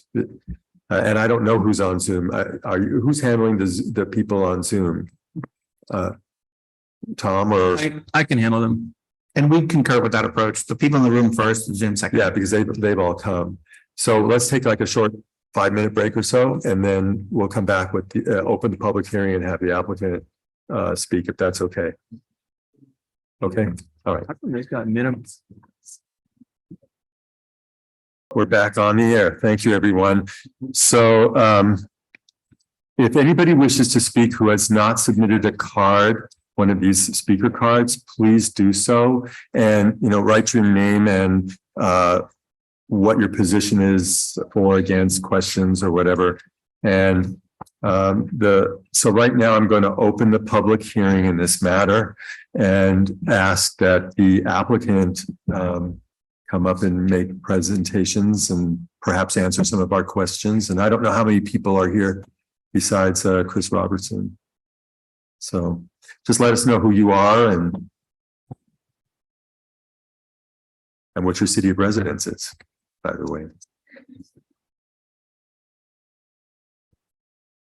We're just trying to load the PowerPoint, I think. So we're talking about low income needs. Close.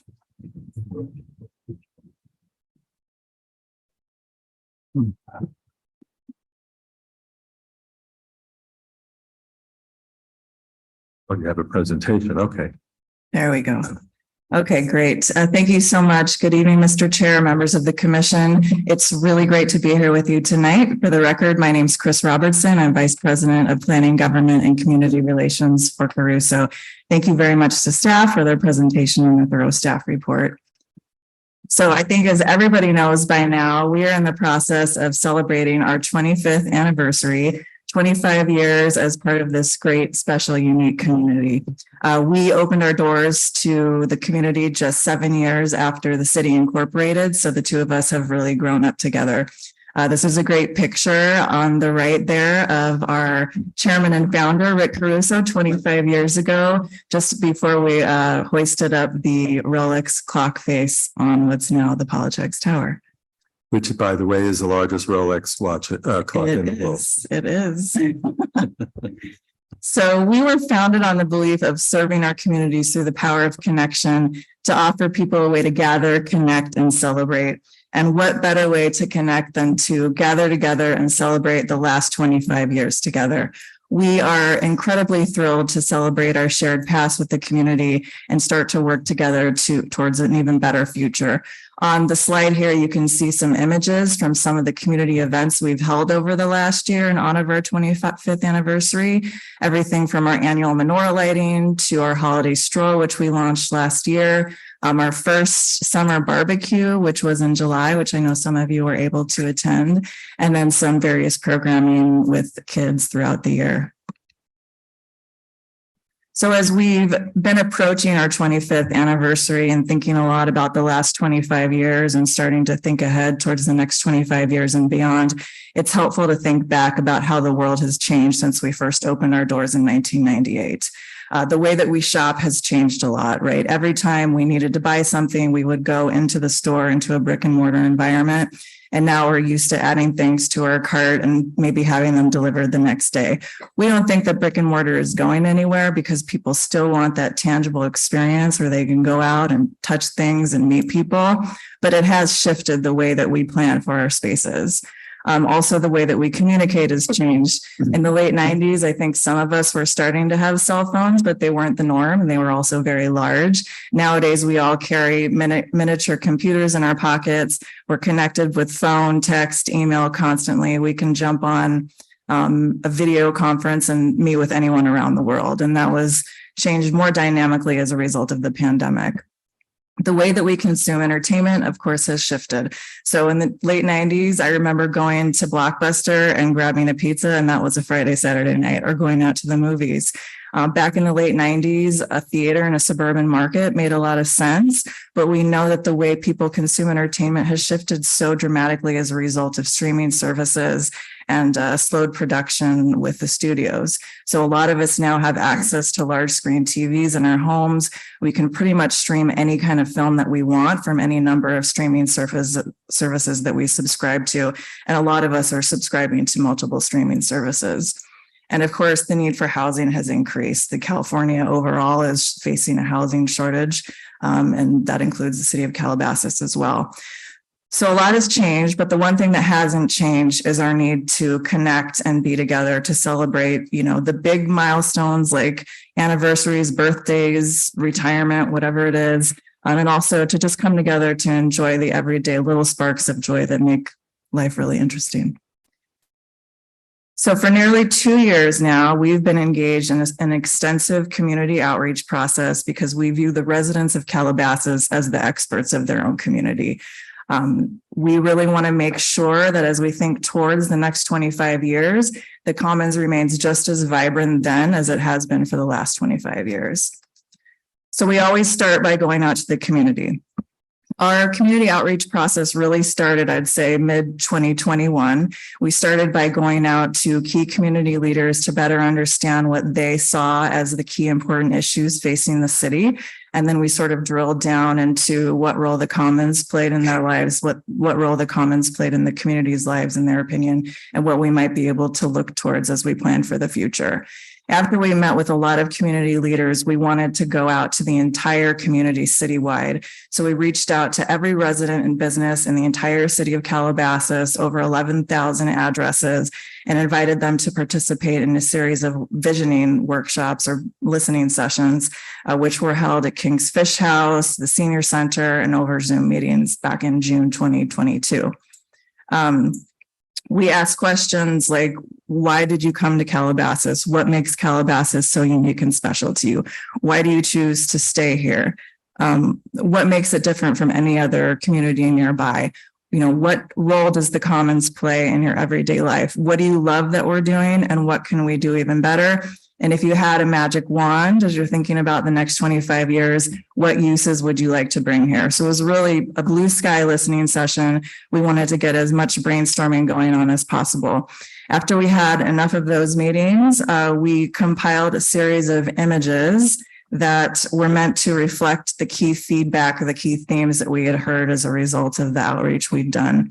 And so we went back out to the community again, citywide in December, invited every resident and business to come and participate in a second round of sessions where we showed the images so that they could react to something. We provided comment cards, and we got tons of great feedback on the images that we had shown. Hundreds and hundreds of people passed through and provided comment cards.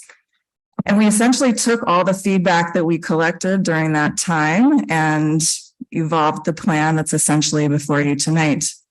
Just because we filed in May, we don't stop listening. So when we filed the application with the city, we hosted another series of workshops or listening sessions meetings in May 2022.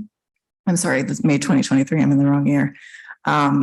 And in those meetings, we gave a presentation, showed a video that's now on our website. We displayed all the renderings, the befores and afters on foam core boards around the perimeter of the room.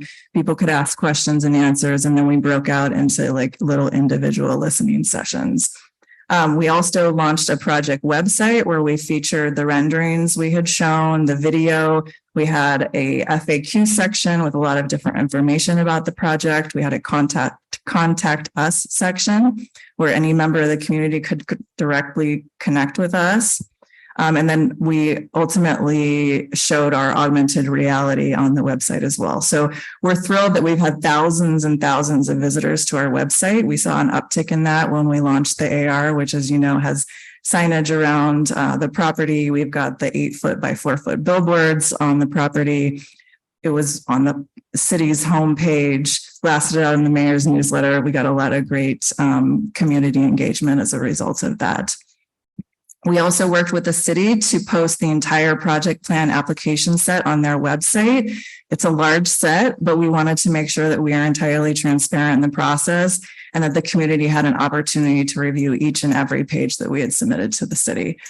We've also hosted, since we filed, weekly living room coffees where we work with community members that have participated in the outreach process to date. They invite a number of their neighbors to come over to their house, and we give additional presentations, continue to receive feedback, and solicit the comment cards. We've also had one of our team members hosting open house hours outside of the library since we launched the AR, just there to answer questions or help anyone that has difficulty accessing the QR code or the website. And then, of course, since we filed, we've participated in 6 public city meetings, including DRC, 2 ARP meetings, 2 planning commission meetings, 1 city council meeting, and ongoing meetings with staff. And then, of course, tonight's meeting as well. So the plan before you tonight, the Commons Lane, is really meant to reflect the priorities and needs as we've heard them expressed from the community over the last 2 years. We've met with a wide range of residents and civic leaders, business owners, people of all ages throughout the community who have informed the evolution of this plan. And it's really meant to preserve the best of the commons, but make the future even better. That concept of preserving the best of the commons while making the future even better really sort of evolved into our community-driven purpose. And what that looks like is a curated new selection of shops, more restaurants with outdoor dining, meandering paseos with wide sidewalks, beautiful landscaping and more places to sit and relax, a family-friendly green space with lots of trees and shade that allows for community programming, and then elegant apartment homes that allow residents to either stay in or return to Calabasas. So what that looks like on the site plan, I think staff has already walked through this pretty extensively, but we have 2 areas proposed for improvements. I don't know how to do this thingy, but building B is the new area we're adding just west of Commons Way. That will include new shops and restaurants on the ground floor with beautiful apartment homes above. And then across what will become the new Main Street, we have Building A, which is positioned almost entirely within the footprint of the existing theater space. That building has 101 units in it. Both buildings are entirely self-parked, so we have a surplus of over 100 parking spaces, allowing us to, provide potentially additional parking spaces for the commercial, and the surface parking lot provides parking for the guests. Just one point of clarification to the comments made in the staff report: we're not asking for a reduction of 160 something. We're asking for a reduction of 147 spaces, which is very much in line with the reduction that has been granted to the commons since we opened in 1997, and really reflects that net reduction in commercial space. So we heard from the community that they want housing, but they want housing done the right way. So it should be elegant and sophisticated. That's how the community sort of self-identifies. It needs to reflect the needs and wants that they have. This looks more like something that would be comparable to a single family home in terms of size and fit and finish. And we've heard from people of all ages. So Chair Harrison, you mentioned seniors. This is not a senior building. We have heard from a lot of seniors that are eager to move in. It may be because Their kids have flown the coop and they don't want a 3,000, 4,000, 5,000 square foot house anymore. They want a beautiful space to live with all the amenities and luxuries that the Commons would have to offer, but without the upkeep and maintenance. We've also heard from college kids wanting to return to Calabasas and not having the environment that they want to live in with access to shops and restaurants. And we've heard from young families as well. So it's really a diverse amount of people that we've heard back from. On this slide, we have some images of our apartment homes from Palisades Village. So you can see they're definitely on the larger size. The fit and finish is comparable to something you would see from a custom built single family home. And we have beautiful appliances, top-notch floors, materials, etc. So we incorporated housing as part of our plan. We have the apartment homes located in the location of the existing theater building. And the beautiful thing about that is that we are able to preserve the existing setbacks that the theater currently observes. So when you walk into the theater, once you get past that marquee main entrance, the entire rest of the theater is set back behind the retail, the shops and restaurants on the ground floor. So those setbacks, which range about 40 to 90 feet, are maintained. And then we also have additional setbacks that I'll walk through later in the presentation. We're also set back at least 400 feet from Calabasas Road. And of course, the mature landscaping and the vast surface parking lot helps to screen that. So we're really in preserving and enhancing the pedestrian experience that the community is used to and knows and loves. Here's a before and after photo. So just coming in off of Commons Way, you can see the Rose Garden on the left, Barnes and Noble is in the midground, and then in the background, you see the theater, and then on the right is the rendered view of the proposal. We heard a lot about family-friendly green space, particularly from community members who had visited some of our other properties like Palisades Village. The community thought that it would be absolutely amazing to have something like that in Calabasas that they could use on an everyday, day-to-day basis just to relax, read a book, grab a cup of coffee, and also be used in more intentional ways, programmed for holiday events or pop-up events. Also, obviously, it should be beautifully landscaped, provide lots of trees and lots of shade, because as we all know, it can get pretty toasty here. So we've incorporated a significantly sized green open space plaza as part of our project. And it allows for all the things that we heard from the community that they really like. It's really meant to be, it's inspired by the community for the community. And here's a before and after. So the shot on the left is from within the existing surface parking lot, looking out towards Polychecks. And the image on the right shows you what the green open space will look like with the restaurants on the right. And then there's another restaurant to the left that's just out of frame. We heard a lot from the community that they would love to see new restaurants. So they'd like more options, both in terms of sit-down restaurants and more fast casual. They'd like to see more spaces for outdoor dining. I think we all became even more accustomed to eating outdoors after 2020. A variety of cuisine, and of course, everything should be family friendly, as everything Caruso does. And it's really meant to be local serving, designed for the community. So our plan assumes that we can incorporate at least 3 to 5 new restaurants.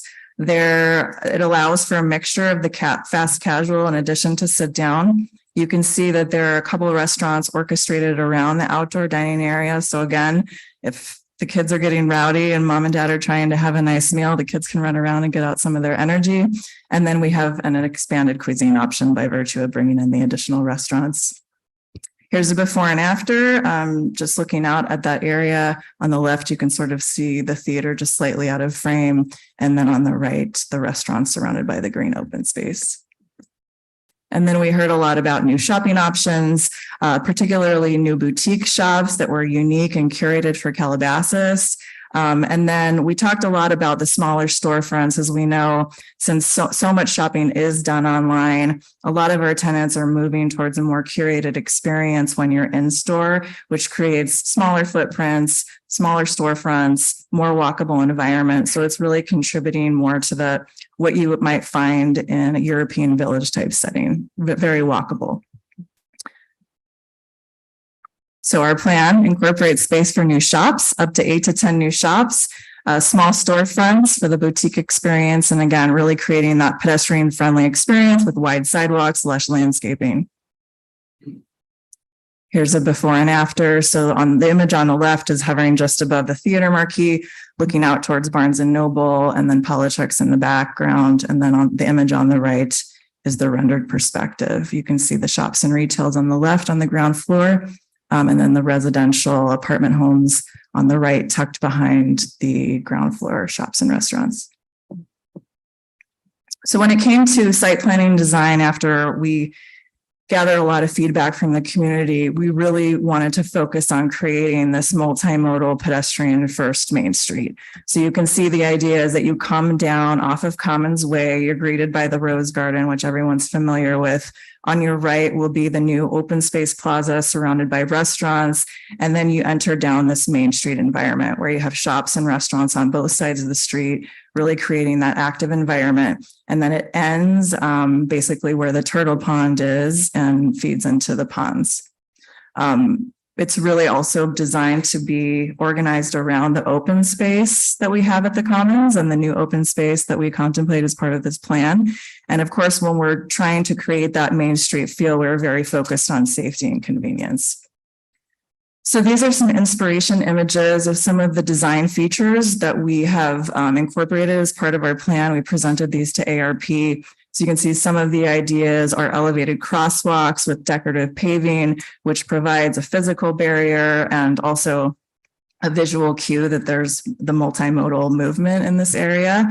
We're also looking at narrowing the street, assuming that we can get fire to okay it as a way to slow vehicle speeds. We're looking at pop outs, so like little landscape pop outs, again, just to create that visual cue and slow speeds down a little bit. And then we would incorporate a combination of signage, gate arms, video and audio cues to just make sure that the area is incredibly safe.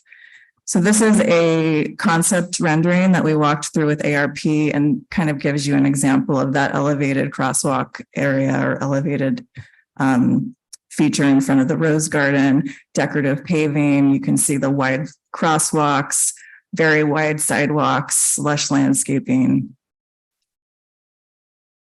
And then this is just another perspective a little bit farther down the road. So I'd like to talk just a little bit about the design for Building A, because as you know, one of our requests is the waiver for height. We do have I think just to clarify, Chair Harrison, so when you look at Building A, you currently have the existing theater, which is double height. So the parking would be accessed. You have parking at grade in addition to a retail space next to it. And then you have another level of parking, but it's within that same sort of envelope. So it's depending on where you count it. We really look at it as one level because that's what you see from the front of the building. So it's one level of retail. Then we have 5 levels of residential above. Well, it's one level of retail, but it's 2 levels of parking. Correct, behind the retail. So you don't see it. And then You may not see it, but it's levels, definitely. sure. Okay. And then we have 5 levels of residential above. And then a very, very, very small amenity space on top of the 5th residential level. But so just to clarify, so the vast majority of Building A is about 79 feet. And I think it's really important to note that the existing theater box is about 53 feet. So we're talking about a difference of about 25 feet in height. It is taller, but when you look at the other buildings that we have at the Commons, we do have the Politics Clock Tower and the Barnes and Noble Tower, which go up pretty close to that height, up to like 76, 64 feet. The top of the Tower of City Hall is roughly within the same threshold as well. And then the Park Center's office buildings across the street, although at a higher level elevation, they're taller when you look at the mean sea level elevation. So as you would perceive the buildings. So there's a very, very small portion of the roof that's dedicated for the fitness area. It's about 2,500 square feet. And as part of the modifications that we made by going to ARP, we've set that space back over 108 feet from the Civic Center. So you're really not experiencing that at all when you're on the other side of the building. This is a new rendering that we prepared, looking at the Civic Center towards Building A. And it does not reflect some of the terracing that we're going to talk about in a minute. But you can see the amenity space has been moved a little bit eastward. And at staff's request, we created a series of images just to demonstrate how the massing of Building A would be perceived from Calabasas Road, because we know that's important to the community. So in the upper left-hand corner, you can see the little white triangle that's pointing out the view corridor.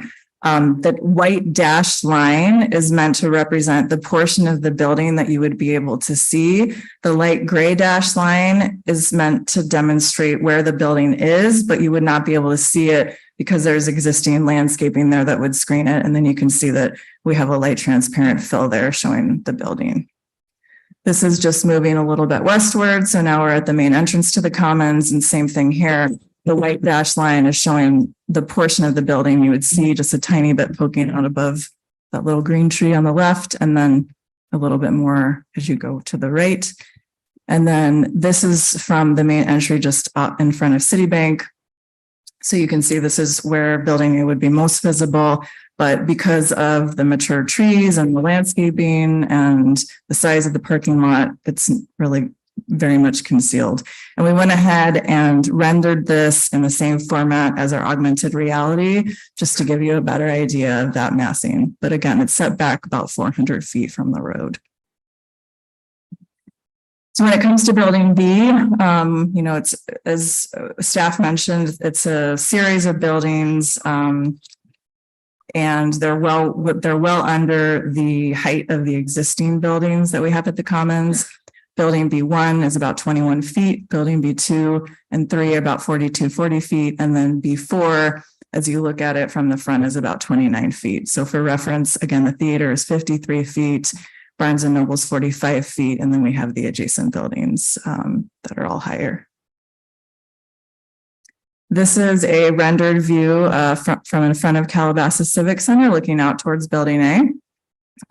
So one of the comments that we received from the architectural review panel, as Glenn mentioned, is to soften or reduce the massing of Building A in the area near the Civic Center.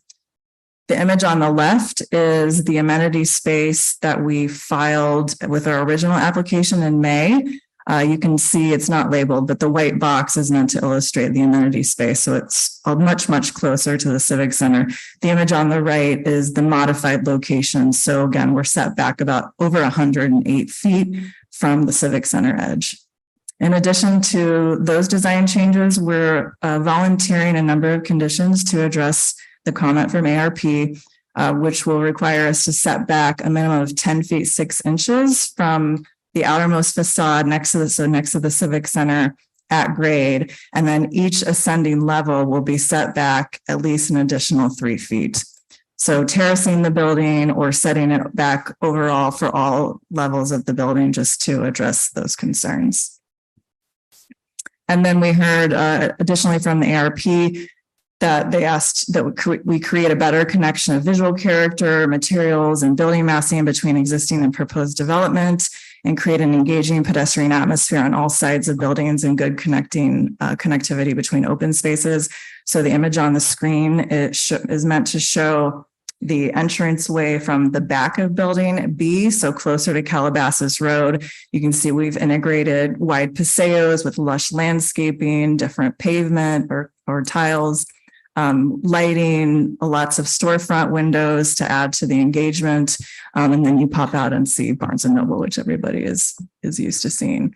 In addition, we're volunteering the following 3 conditions.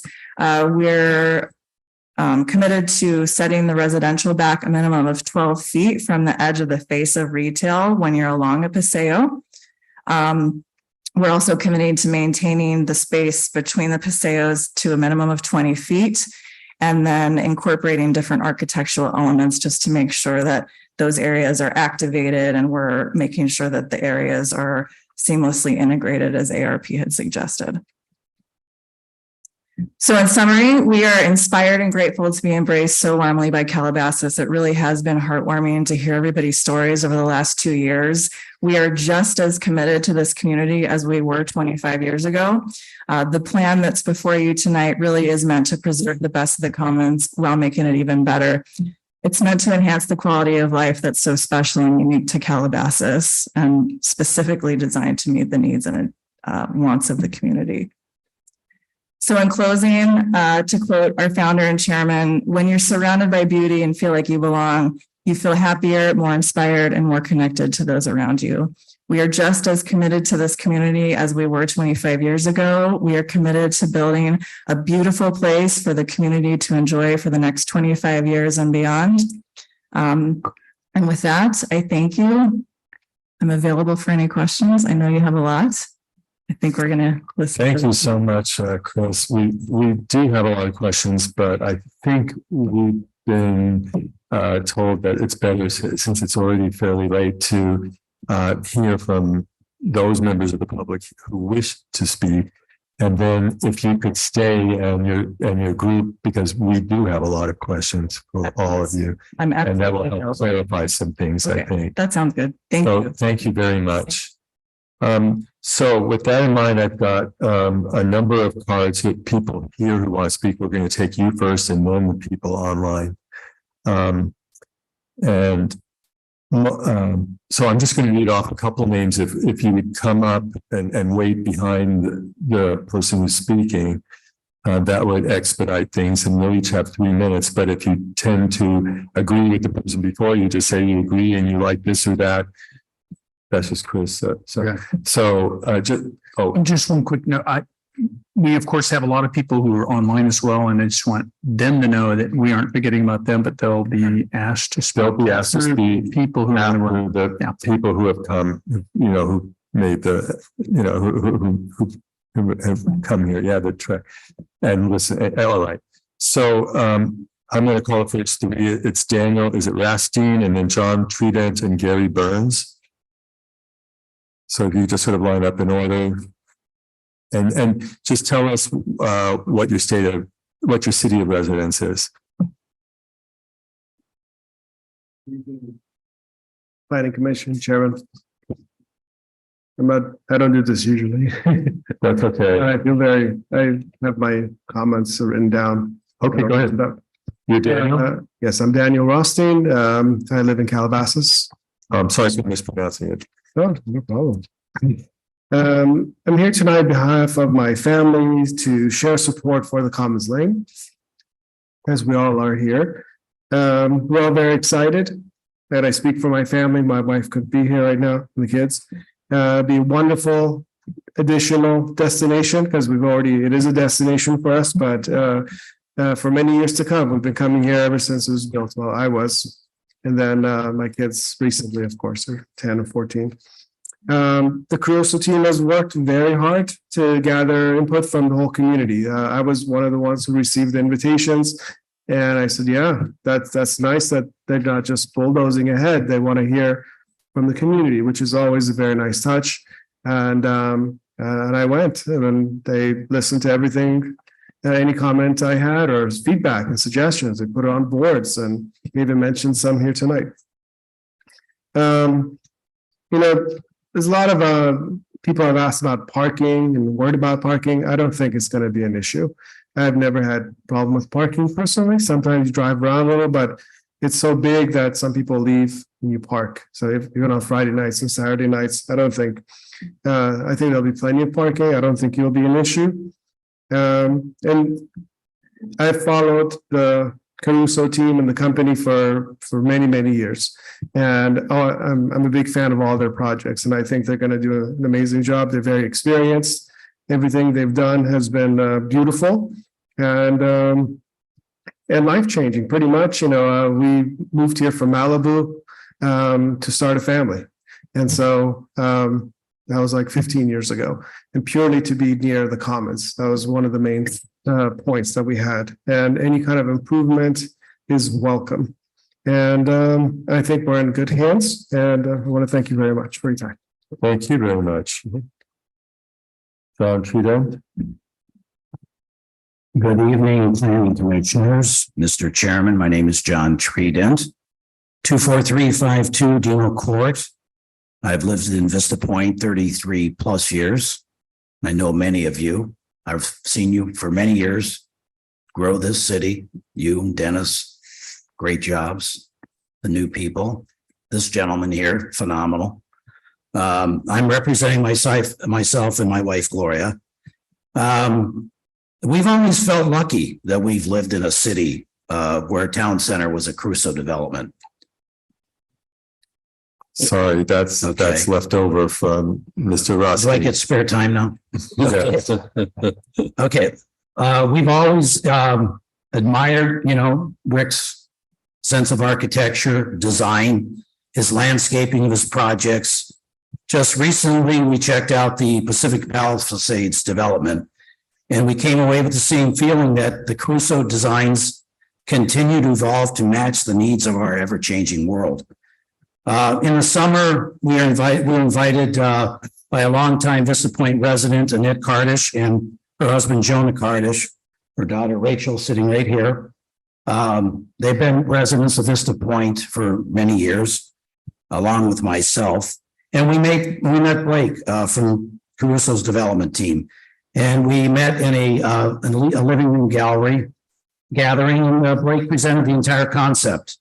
Not as in-depth as Chris's, and I thought her presentation was absolutely incredible.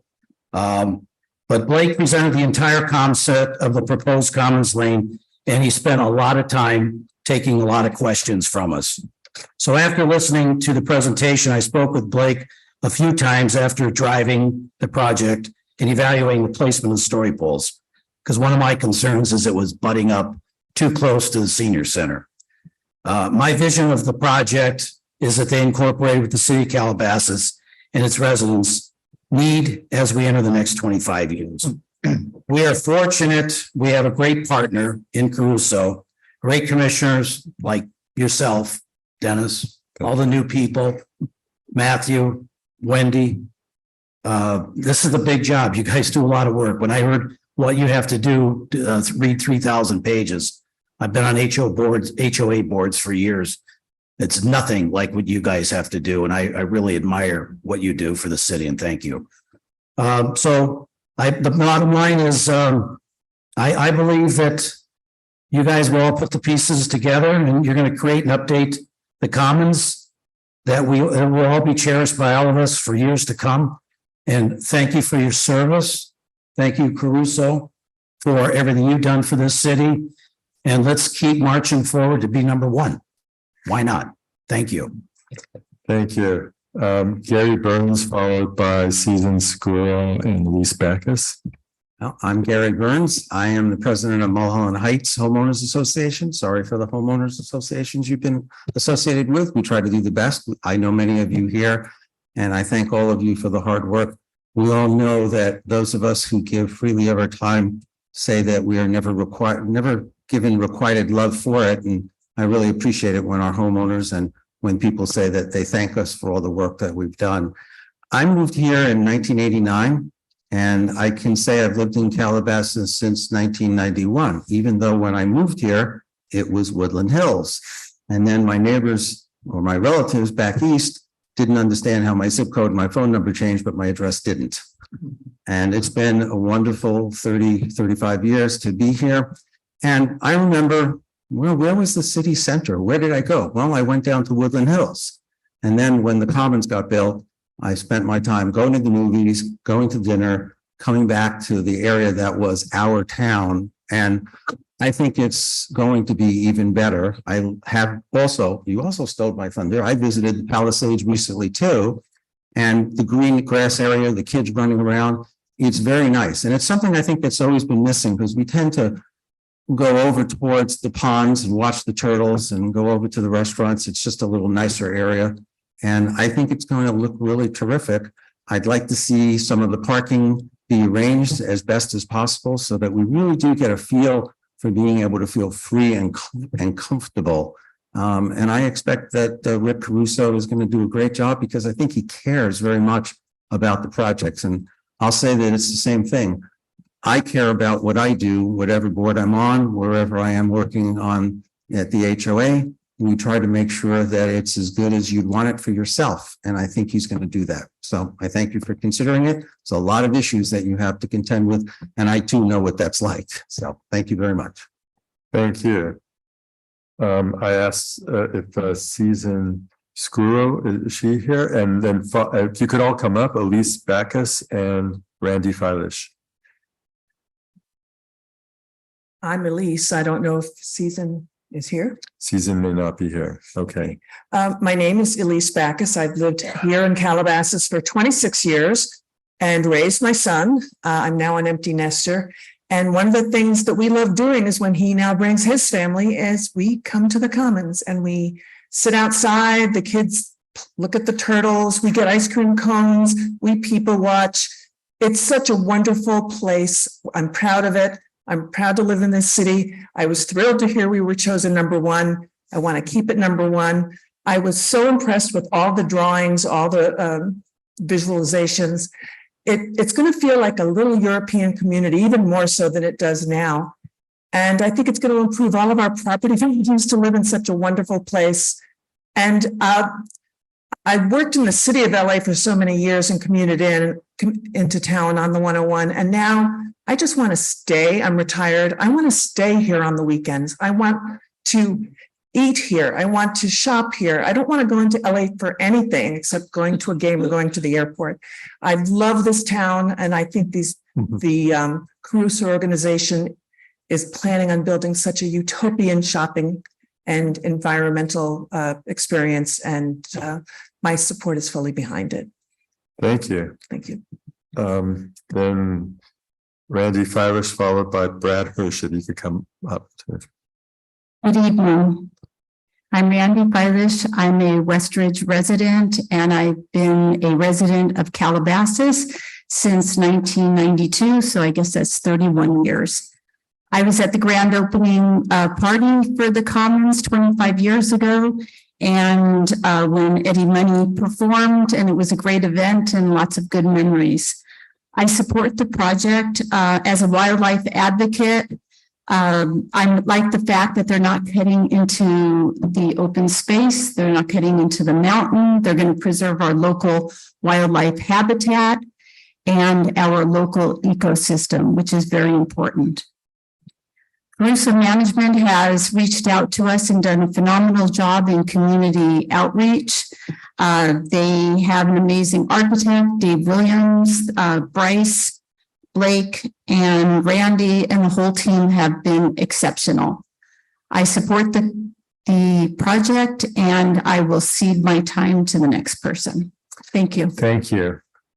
Brad Hirsch, followed by Human Kuroshi. I'm not sure if I got that right, but and then after that, Emil Hetty. I'll keep it brief. I'm a board member of the Westridge Homeowners Association. I speak on my behalf. I support the project. I've been a regular visitor at the Commons since the opening in 1998 and consider it the heart of the city. I appreciate Caruso's management team reaching out to the community throughout the development process. I'm delighted to see that we're investing into our community and in the rich part of our city. This is a great way to celebrate our envious lifestyle here in Calabasas, and I appreciate the time. Thank you. Oh, thank you. Human Kuroshi. That's correct. Thank you. Thank you. My name is Human Kuroshi, and I'm a resident of Calabasas. I'm in favor of Caruso's plan to enhance the Commons. I believe the Commons Lane project will help make the Commons more welcoming and provide residents with new places to gather and connect with one another. I attended several of the community meetings that Caruso held while developing this plan. I've been very impressed by Caruso's commitment to community outreach and engagement. I think it's also important to point out that the Commons is one of the leading funding sources in Calabasas for public services we all rely on, such as public schools, emergency response, parks, and libraries. The Commons Lane will help increase the important revenue to make sure our community stays healthy and has the resources it needs. This is a great plan, and I'd like to see it approved. Thank you. Thank you. Next is, I'm sorry, Samuel Hetty. Shamil Hettiar. Samuel I Hetty. shortened my last name. It's just too long. Oh, what is it? What was it? My name is Shamil Hettiarachi. Hetty Archer? Yeah, All right, well, welcome. thank you. Good evening, members of the planning committee. My name is Shamil Hettiarachi. I'm here to speak on behalf of myself and my wife Amali and the two kids. We've been residents and homeowners of Calabasas for the last 9 years. And we've had many visitors come in and asking to move in close by to us, go to school with us, or have our children go to school next to us. But we always keep losing them to other cities because they always want something closer to where things are happening, which for me and our family is our commons, right? I did not even know that Caruso or even the Commons was a private project. They knew, but when I realized that the amount of outreach that Caruso did, I met them recently, I realized that they do really listen to the people. They heard what we had to say as well. And I really love the project. My wife loves the project. My visiting family members from Sri Lanka, they want to come and move in, check out the location before they even, build their own places somewhere else. But I really love what they're doing, the entire project. I'm in full support of it, and you probably heard enough about how much and how well involved they are in the community. Thank you. Thank you. Next, we have Robert Klaas and Andy Klaas, followed by Julie Shea. I'm not sure how to pronounce that. Good evening, Commissioners. My name is Robert Klaus, and this is my beautiful wife, Amy, and we are very proud residents of the beautiful city of Calabasas. We're here tonight in support of and in favor of the Commons Lane. We truly believe that this project will be a great update to the Commons at Calabasas. The Commons has served us well for a quarter of a century, but our world has changed a great deal since the 1990s. For instance, we don't really go out to the movies nearly as often as we used to. We watch movies in the comfort of a media room at home, and we know we're probably not alone. The Commons Lane recognizes the new realities of today's world and will meet our new needs in a very elegant way that meets the highest quality standards of the Caruso Company and the members of our Calabasas community. We sincerely hope that you will vote for and in favor of this investment in the future of our beautiful city of Calabasas. Thank you, and thank you for your service to the city of Calabasas. Thank you. And then Julie, again, Shea, and followed by Terry Young. Good evening, everybody on the committee. My name is Julie Shea. I'm a resident of Calabasas for over 20 years, and I'm very excited about the Common Lane project and the Caruso team, Mr. Blake, Chris, and some people, they have talked to me about it. Oh, I'm speaking on behalf of my family too. And then the friends I have brought here.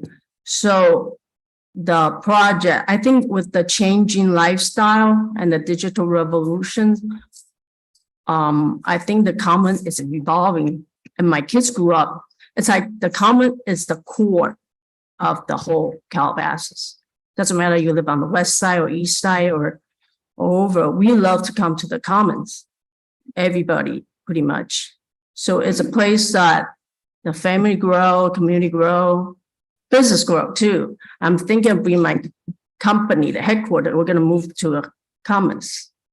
And that'll be a wonderful changes, especially with the, play, work, and live and all in one spot. It's very functional. That's how I look at it. And even though they're like little details, we need to work it out, parking or whatever. I really think parking should be the problem with the Waymo coming in here. So anyway, but that's for you guys to figure it out. But I love the new Common that's going to come in, the Common Lane project. And I'm really excited about these options. And I think my family will love it. And my family's the grandkids, grandkids, or my business partners or friends, I think they would love to come to Commons, the new Commons, with all the amenities and, health spots, the pools and stuff, if you choose to live here. So I guess that's it for my comments. I'm fully supported for this project. Thank you so much. Thank you all, ladies and gentlemen on the board. Thank you. Thank you. So next we have Terry Young and then Mort Schwartz. Good evening. First of all, I would like to thank you for your service to our wonderful city. My husband and I moved here 26 years ago because we wanted to give our children the environment that Calabasas offered. And many of the children at that time have returned to Calabasas to raise their children in the environment that they grew up in, an environment of freedom, of good education, and everything that this city offers. However, a lot of us are still here. A lot of us are maintaining homes that are large. We don't use all the rooms. And none of us want to move. None of us want to leave Calabasas. None of us want to go to another area that doesn't offer us what Calabasas offers us. And I think what Caruso is offering as far as these the apartments that can house and take care, not take care of, but protect and offer a secure environment for the grandparents that want to stay close to their families and be a part of their families and stay in a city that is offered and is given so much to their families. So I am 100% in support of it. I think that the Commons, as my previous speaker said, is the center of the city. And I would really hate not to see this project go through. And I thank you. Oh, thank you. Next is Mort Schwartz, followed by Rick Young. Good evening. My name is Mort Schwartz and I'm here with my wife, Mickey. And we have been living here for almost 10 years. So I think we're the new kids on the block. When we moved here, we were very impressed with the beauty of Calabasas. And I can understand why Dennis has pointed out we're number one. And we need to stay number one, Dennis. In addition to the beauty of Calabasas as a city, we were impressed with the Commons. We refer to it in our house as the Main Street, where everything is happening in the city. It's an integral part of our everyday life and a major part of our family life. We have seen the plans that have been made for the Main Street. The Caruso organization has solicited our input, as Chris has pointed out. And we think the proposal is outstanding. So therefore, we urge your approval for Calabasas Commons Lane. Thank you. Thank you. Now we have Rick Young, followed by Pat McGinnis. Good evening, Commissioners, and thank you for the opportunity to speak on behalf of the Commons Lane and hopefully for the approval. My name is Rick Young, and I've lived here in Calabasas for over 25 years. The Commons brings to the community tremendous revenue and additional new stores and new living spaces will bring in additional revenue to our city, which would be wonderful. The Commons is a safe and a focal center for the city of Calabasas. It allows us to have a place for our friends, our family, and children to meet one another in the evening hours and stroll around the center while enjoying a cup of coffee, having a burger, an ice cream cone, or shopping for a gift. I am strongly in favor of the Commons Lane proposal. I think it's a beautiful plan that will help refresh and improve the commons for our own community. And I feel that we are so lucky to have this focal center in our own neighborhood. The commons is a center that not only provides shops, restaurants, a supermarket, cleaners, and so much more, they also offer free community activities like entertainment for children in the weekends, a menorah lighting ceremony, a holiday stroll, and many other community events. I ask you to tell me what other retail shopping center offers more than what the Commons offers to our city, the Commons. I especially like the proposal to introduce housing. Living at the Commons would be a great option for so many residents, including people like myself and my wife, who just previously spoke. I love the idea of selling my home and moving to the Commons, where I'd be surrounded by shops, restaurants, grocery store, and so much more. Plus, I love the idea of not having to get in my car and to drive somewhere. The Commons Lane is a great idea who has come to its time for the city of Calabasas for today, tomorrow, and for the future. And I urge you to accept that proposal and move forward so we can grow here in Calabasas. And thank you. Thank you for the job you do. Well, thank you. Pat McGinnis, followed by, Moran Nahum. So I live Street Chief right, no Lower Chief right now. I live in Malibu, and Malibu is so different from Calabasas. Nothing that's approved in Malibu forever. It's totally NIMBY. There's not even a movie theater in Malibu now. And I just like the way the city operates. With regard to your comments about concrete, there's a new substance called hempcrete, and it's stronger than concrete and doesn't have any environmental problems. I'm sorry, I didn't quite understand. Concrete? Yes. So there's a concrete that doesn't have the It's the strongest material on earth. And the guy who runs the biggest company got 20 years in federal prison for bringing in 1 million pounds of marijuana to San Francisco. But he finally got out, and now he's producing hemp all over the United States. Bruce Perlman. And maybe you heard of him. No, but maybe you could write it down. I did on my card. Oh. I put notes on my card to maybe forget me. Anyway, I think this is a great idea. I think Rich Russo built a great hotel in Montecito. And it's lovely when you're up there drinking and the train comes right through the hotel and they blow the whistle and everybody jumps up and said, "One more martini, Amtrak." And I would like to see this area in the LVMCOG divorce themselves from the county of LA and join Ventura. As the lady said previously, I hate to go downtown to LA. It's such a goddamn sewer, pardon me.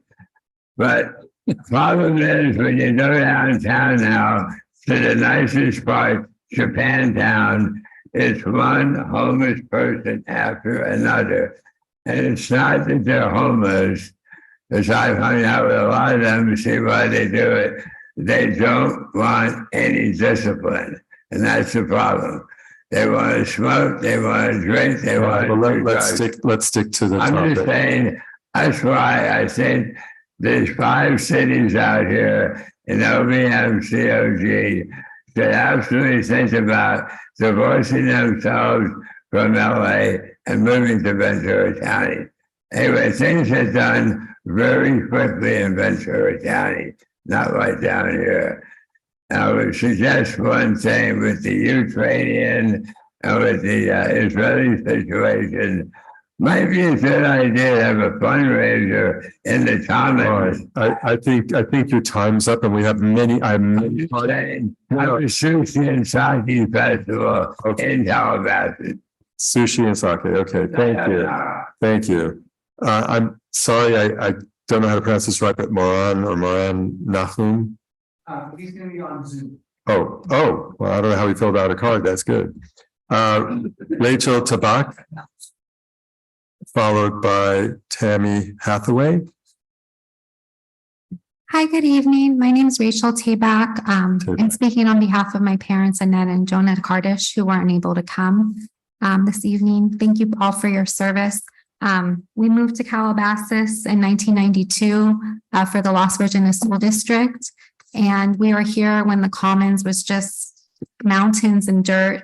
And I remember before when you were talking about building the Commons, there are a lot of people that are apprehensive about it and had a lot of questions. And now we go to the Commons every day and we couldn't imagine not having the Commons. It's the heart of our city. We go to the Commons every day. We've had so many memorable occasions at Marmalade, and we have 5 beautiful grandchildren, and they're always congregating around the grass area at the Marmalade Cafe in Toscanova. So it'll be nice to have a larger area to play. And since the pandemic, we haven't gone back to the movie theater, and we recognize that, you know, there's a need for housing. So we're strongly in favor of your project, and thank you so much. Thank you. Well, thank you. Tammy Hathaway, followed by Isabella Gonzalez. Okay. Good evening. Thanks for having me. I was raised in Calabasas. My parents live in Calabasas. My sister lives in Calabasas. We're all here. We moved here or moved back here for our wonderful school district. And I have served as a PFC president multiple years. And I met Blake actually through that. He called our PFC group and offered to host events for the PFC school community events. Which school? AE Wright Middle School. Okay. But I was also treasurer at Agora High School, Calabasas. I have 3 children, and the school district I went through here, I was a Calabasas High School graduate. It's a very special place that isn't easily replicated, and Blake really understood that and wanted the opinions of the people whose children are in the school district and use the public services, use the commons.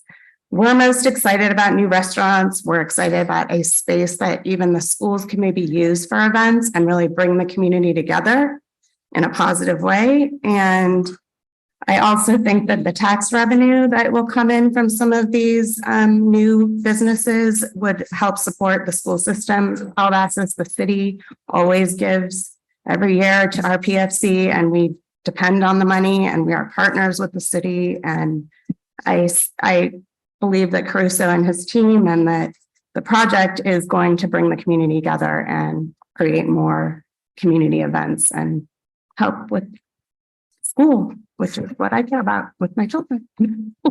So thank you for having me. Thank you. Thank you for coming. Isabella Gonzalez, are you here? I don't see anybody coming up. All right. Then Thomas Hamilton, followed by Amanda Weiss. I just wanted to share a story a little bit about my experience with the Commons. I moved here with my family in 1998, and we came from Laguna Beach, and we had Fashion Island, whatever. And at that time, the Commons was just a big pile of dirt. And I feel like I'm an interesting statistic because I was sort of raised on Rick Caruso, you know what I mean? Just raised on the Commons, and it really shaped my life, made me who I am. It was a really cool place to hang out, and I just love it so much, and I'm really in favor of the new proposal. And regards to parking, a lot of people my age and in my demographic, we like to Uber. I think Uber is something to take into consideration with the parking spaces and things. You did a wonderful job. I was into it already, and I loved it even more after seeing your presentation. Thank you, Chris. Thank you. In favor. Thank you. Amanda Weiss, followed by Lisa Lipton. Hello, I think I need to copy your Raison Caruso quote because I feel very similarly. Good evening, commissioners. My name is Amanda Weiss. Excuse my hoarse voice. I am a proud Calabasas resident. Speaking on an earlier point, I am one of those residents who grew up here and chose to boomerang back and raise my children here. The Commons plays a very important role for my family, including my 2 young daughters. We frequent there almost daily. I've worked very closely with the Caruso team as this plan has come together. It's clear they know Calabasas and value what our community is looking for. Their community engagement has been truly exceptional. Looking ahead, I'm extremely excited for the Commons Lane, and my girls can't wait for the green space to run around. And I'm very excited about more restaurants and the boutique shopping. I also think the option to live at the Commons in a beautiful apartment will make it even more energetic and welcoming. Years ago, my parents moved to a luxury apartment to be close to the Grove. They loved how they could walk right outside to grab dinner and stroll around. Had Calabasas had a similar living situation, they would have never needed to leave. I believe that Caruso has earned our trust over the past 25 years, and I'm excited for this new chapter of the Commons to begin. Thank you. Oh, thank you for coming. Lisa Lipton, followed by Mr. Fosberg. Okay. So you're not Lisa Lipton. I guess she's not here.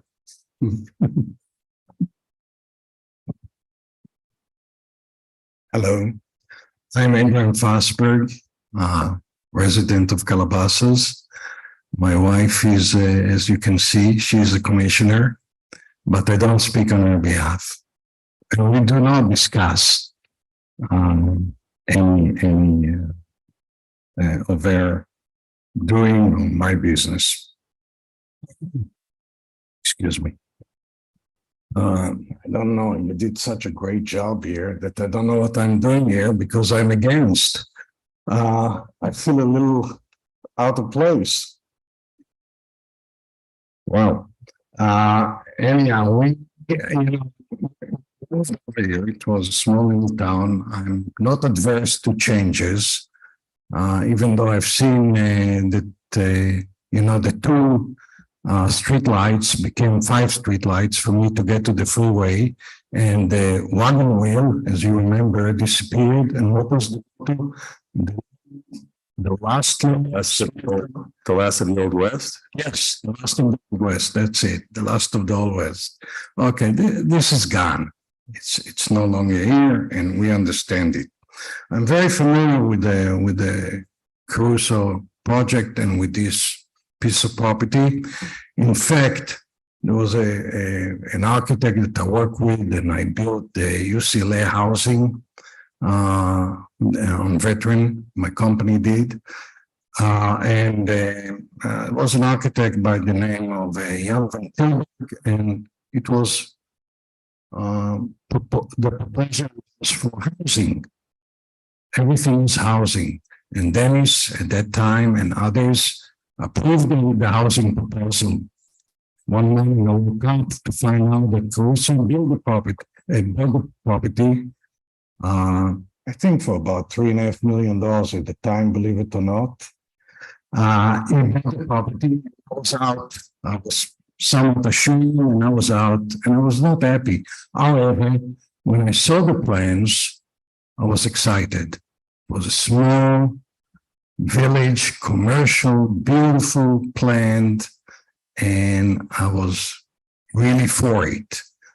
Dennis and the guys gave them a hard time, 18 or 16 theaters down to 8 theaters. There was a little argument. Dennis got his parking stalls, which we all have to thank you, Dennis, so we don't get dinged when we come over to the but finally we got it built. We got it built. It's a beautiful, beautiful project. I mean, it's very, very exciting project, beautiful project. My kids used to go over there, and they grew up with the project. We grew up with the project, spending money there. Oh my God.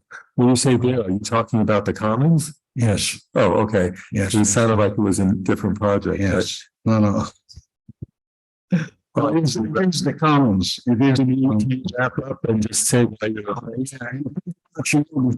commons became Calabasas and Calabasas became the commons, was synonym.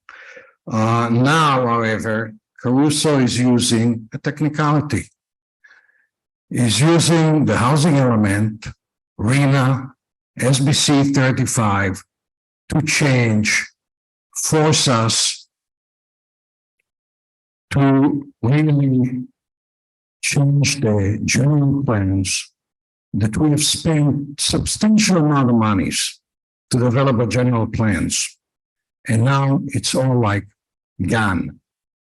Okay, an 85-foot edifice is being built in this city. Okay, it's going to be a street. This is just the beginning. It's going to come from one side of the common to the other side of the commons. All right. And they can do it. They can do it because I believe they can do it because we don't need RENA. Nobody needs RENA. okay. Is I have a proposal. I'll make it short. Yeah, make it short because we have many other speakers. I think it's a winning proposal. Yeah.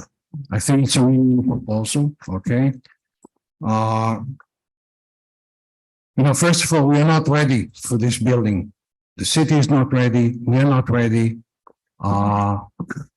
We don't have the expertise even to deal with the high rise or mid rise that needs all kind of requirement, building requirement like sprinklers, tanks, generator, backup generator, vaulting, all that. Could you just and finish? It's not okay. Yeah, we have many other. My proposal is, okay, to get into a project development agreement like other cities.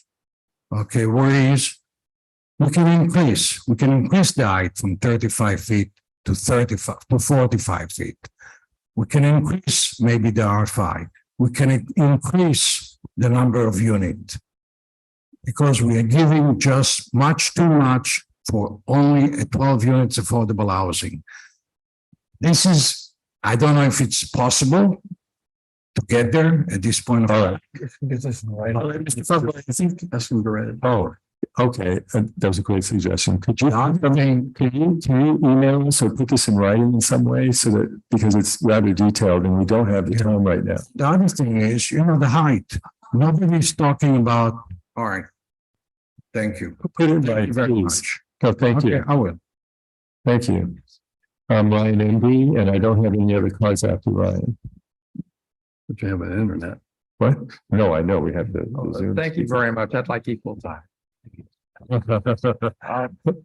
bought my condo in 1991, the same year the city incorporated, and before the Commons and before Kilroy was anything. And so I'm looking at really what this is. We have to call it what it is. It's an intensification and densification of an existing development, which we all love what it is now.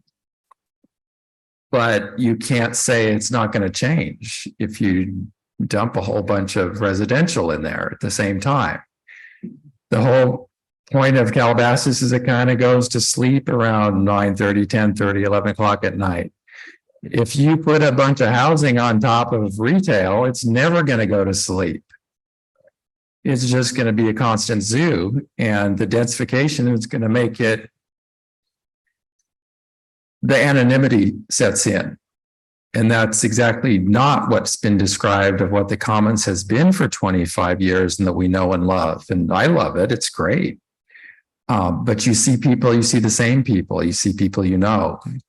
If you bring in way too many people, it's just becomes a zoo. Just like I went to visit Americana in Glendale just last weekend to see what it was like. And then I came back here on Friday and I saw all the fire trucks and the ambulance and the 4 sheriff vehicles dealing with I think it was a robbery of a patron. Maybe somebody can fill me in on that. I think the council all got notified, but I watched it and I was shocked. Couldn't find a place to park anywhere the way it is now. And so the 9 foot, I believe the width of the parking spaces that we have was the good forethought of the city to provide for easy entry and exit. And so part of what we love about the commons is the specification. That specification came from the city and forefathers, people like Dennis, and who are planning long-term. And so I wanted to address specifically the parking and the sizes of the parking stalls because they're proposed to be smaller. And we're looking at the future of being electric vehicles, and they do need to charge. And so you're going to have charging cables going up to these cars, rode up next to each other. And that creates a problem of spacing. If you're reducing the space size for each space and adjoining spaces now, a foot less distance between each car, because you're taking 6 inches off of each space at the minimum in the width. And we don't know how parking spaces are going to be used in the future. And because there's no universal standard for where the electric charging ports are on vehicles. Not all the vehicles have been made for 15 years. And then I'll wrap up quick. And the vehicles that are in production now, because there is no federal motor vehicle safety standard for where you charge your car. So you're going to have conflicts, and you need the existing space between spaces, not make it narrower. Thank you. Thank you. I don't have any, if anybody else wants to speak, please submit a card. Otherwise, let's go to how many people want to speak online. I have 3 hands up currently, now 4. So it looks like everyone's starting to realize it's time for them. Okay, so let's have these speakers, and then I think we're going to have another break, I think. And then we'll ask a lot of questions of Chris and whoever else you have. And maybe, I don't know if you have your architect here or anybody else. So why don't we hear from them? And ask them, if they could please give us their name and their city residence. Okay, first we have Noah Harari. Noah, if you can hear us, please repeat your name and give us your city of residence. Hi, my name is Noah Harari. Can you guys hear me okay? Yes. So yeah, good evening to the commissioners. Thank you guys for having us tonight. I'm a Calabasas resident. I'm 20 years old, born and raised in the Oaks, and my childhood was pretty well supplemented by the Commons, along with a lot of other Crusoe's developments. I'm here to voice in favor of the development, and generally I think it's a great idea, and I'm happy to go more into detail about why I think so. I'm a real estate major at the University of Wisconsin-Madison, and if I were ever to go back to Calabasas, I think this would be a perfect place for me to live, and along with other young previous residents and hopefully new residents. So yeah, I definitely think it's a great idea and would love to see it happen within the next few years. Thank you. Thank you for speaking. Thank you. Yeah, thank you. All right, next we have Joe Chilco. Joe, you are on. Hi, this is Joe Chilco. I'm a longtime resident. The Commons Lane project looks promising, but there are significant public safety concerns that need to be addressed.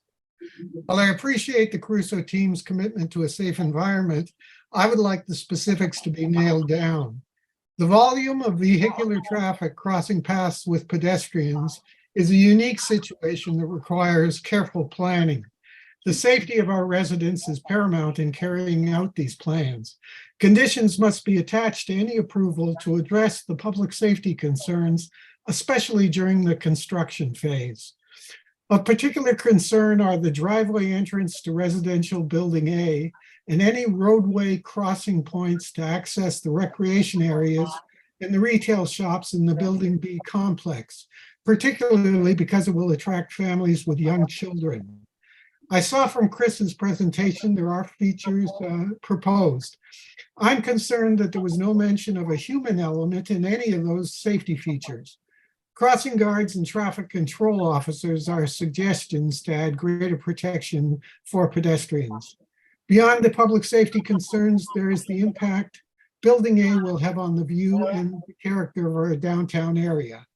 The Commons does need to evolve. but is this the evolution to the character of our city that the residents want? Any way you look at it, Building A is too tall. It's a significant mass. I understand that the height is a concession that must be granted. It doesn't change the facts. The shared parking approach at the Commons is another issue that must be addressed.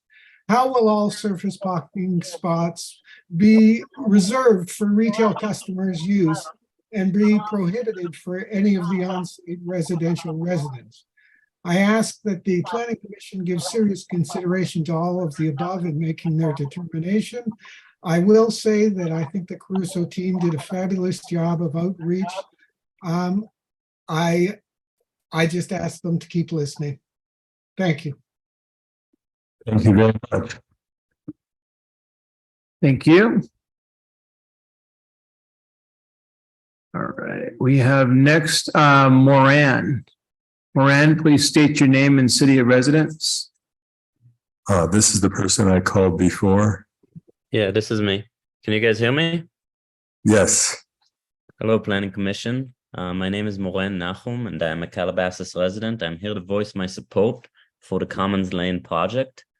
The Commons as a shopping center has become outdated.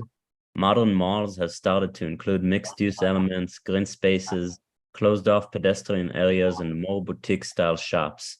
I'm excited to see that Commons Lane is embracing a lot of these elements in its revamping of the Commons. These updates will help the Commons remain a flourishing and vibrant hub for our city. The main concerns I've heard today and in the past with regards to this project have been, one, parking. I think with every new development, there's often a lot of concern about there not being enough parking. Currently, the parked cars that spend the most time on the lot belong to patrons of the movie theater. With the movie theater removed, I predict we'll see a lot more vehicle churn in the parking lot. Additionally, I would consider the Commons to be located in a parking-rich area with many more spots available by the Civic Center and library. And as for parking for the new residents of Commons Lane, I believe Caruso's proposal for dedicated parking within the structure adequately addresses these concerns. The second one that I often hear is congestion. I'd say that a lot of people debate whether adding new residential units will increase congestion in the area. But I looked up a study that was completed by HUD in 2012 in Arizona that concluded that this type of mixed-use development often results in reduced congestion. That's because a lot of the residents' needs, such as groceries, medicine, dining, fashion, entertainment, are all within walking distance. Lastly, the other concern I've heard about is with regards to the new residential units and who may be living in them. And I think that those residential units will mainly be taken up by people who work in our district, teachers, firefighters, members of the community looking to downsize, young adults looking to remain close to family, as well as young families. And that last group is especially significant to me. A large reason that people value Calabasas and continue to want to move here is because of our outstanding school district, LVUSD. And that district can only remain strong with the enrollment of new students. However, the percentage of young people in our community is forecast to decline in the coming years from 20% in 2022 to 15% by 2037. So we must provide a way for young families into our community. And I commend the Commons Lane project for providing these housing opportunities. With that, I conclude my statements. Thank you. Thank you very much. Glenn? Yes, I have one more hand. That's Isabella. Oh, I think I called in Isabella. Isabella, you've been Gonzalez. unmuted. Please state your name and city of residence. Hello, can you hear me? Yes, we can. Hello, this is Isabella Gonzalez. I'm a Calabasas resident. I'm going to keep it short and sweet because I'm the last comment. I support the Commons Lane project. Thank you. Thank you, Commission. Thank you for giving us the opportunity to speak. Thank you, Chair. Goodbye. Thank you very much for speaking. Excellent. This is a good time, unless there's anybody else who wishes to speak. Yeah, I'd like to at least invite, we do have other names that are showing up here that have not raised a hand, and if they just forgot to push the button or something, I want to give them that opportunity. And in case somebody does, maybe we'll get them on here and then we'll take the break. I'm not seeing any new ones. Isabel and Moran both have their hands up, but they just need to lower them. There we go. Thank you. I'm not seeing any new ones. Okay, great. Okay, so then we're going to take a short break, and then after the break, if I guess the public hearing would still be open. Yeah. We would have to open this, if you could come up after the break, and so we can, maybe we can ask you a lot of the questions that we were asking staff, if you would. Thanks very much. Okay, short break. Okay, good. We're back on the air.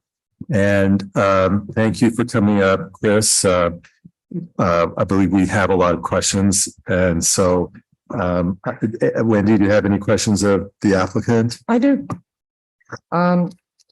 Before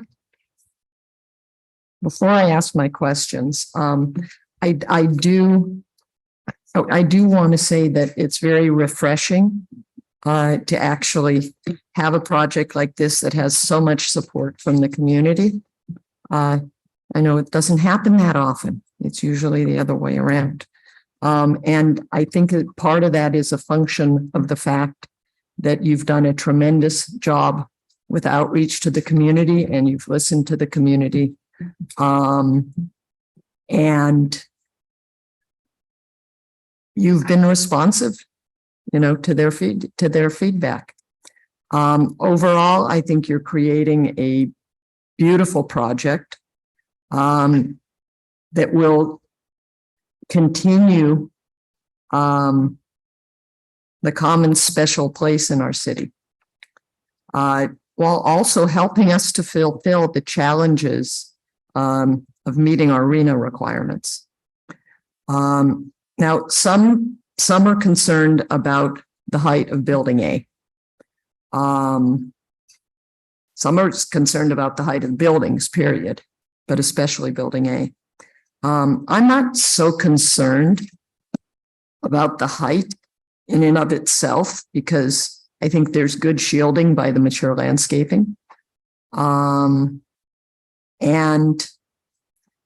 to me, Building A kind of fronts a hillside that does not contribute to the ambiance of anything. That being said, I do have a couple of concerns. And we've heard a number of people mention parking. I think that parking is often a concern at the Commons, and we're talking about reducing the available parking to the retail center. Now, I want to make sure that I understand the parking inside of the buildings. That will be for residents only. It's designed for residents, but we have such an incredible surplus of parking for the residents that it's likely to be able to accommodate some commercial parking if it turns out that we need it, possibly for employees or, otherwise. But as a practical matter, how do you accomplish that? The parking areas would be totally secured. So anyone accessing the parking structures beneath the buildings would have something like a key fob or whatever other technology, best technology is available at the time. So it would have to be residents, maybe their guests, maybe employees? Probably, yes. As a practical matter, it's not going to be available for retail. It's not going to be available to the retail. Correct. Okay. But just to clarify, so we are reducing the number of spaces in the surface parking lot by 128. Mm-hmm. We require 164 spaces for the residential, and we're providing a total of 106 spaces over that. So we have 270 spaces in total for the residential. We have over 1,200 spaces for the entire site. Including the residential. Correct. Okay. Now, not to step on toes of questions that have been asked about the EV charging stations. What is the plan for that? If you don't mind. Oh, not at all. Preempting a little bit. So we've incorporated EV chargers, I think, at every single property that we own. And we're looking at expanding EV chargers across our portfolio because there's such a strong demand. We always provide more EV chargers than code requires. And when we're looking at the commons ahead, it's likely that our residential tenants are going to want access to EV chargers. So we would be committed to installing above and beyond code. And then Okay, as the but market, can you clarify? So you may be talking about the EV chargers that are those separate these are structures. under the building for the, Pardon me? these are under the building for the residential. No, Residential. But I was talking about where you plug it in. Like every night I just plug my car in. You know, it's a 220. You just need a 220. Right. They would be universal models. So you can, you wouldn't be limited to a Tesla. No, so I think we are not talking about the same thing. That's the issue. Well, I'm talking about that they're in the wall of they're just a plug, not a, I mean, they're not a big deal. They're just, yeah. My suggestion is Yeah. that, I'm sorry, I didn't mean to One at a interrupt, time. but I think we're not on the One same at a time. page. finish your comments and then Yeah. Okay, you can thank you. determine who speaks next. Oh, no, that's, okay. I'm sorry. Speaking of it, so you're talking about within the buildings for the residents, independent of what's at the Tesla charging, the correct. incredible number of Tesla charging stations that are out on the surface parking. Do I assume correctly that there's a contract of some sort constraining those to remain as Tesla charging There's an stations? agreement in place with Tesla currently. Okay, so that those areas would not be available for additional parking to revert to additional parking. At least in the short term. Okay. I did want to clarify one thing. I think it's been, I think some community members mentioned that we are proposing to reduce the parking stall width. And I just want to clarify that that's only underneath the buildings. It's not for the surface lot. Yeah, Those I was spaces actually remain. going to ask you in order for you to be able to clarify that, because I'm aware that there seemed to be a little bit of confusion about that. Yeah, we heard from the community that they want easy access to surfing stalls and the surface stalls, and they should not be any smaller than they are. Okay, so it's only the residential under, within the buildings. Correct. Okay.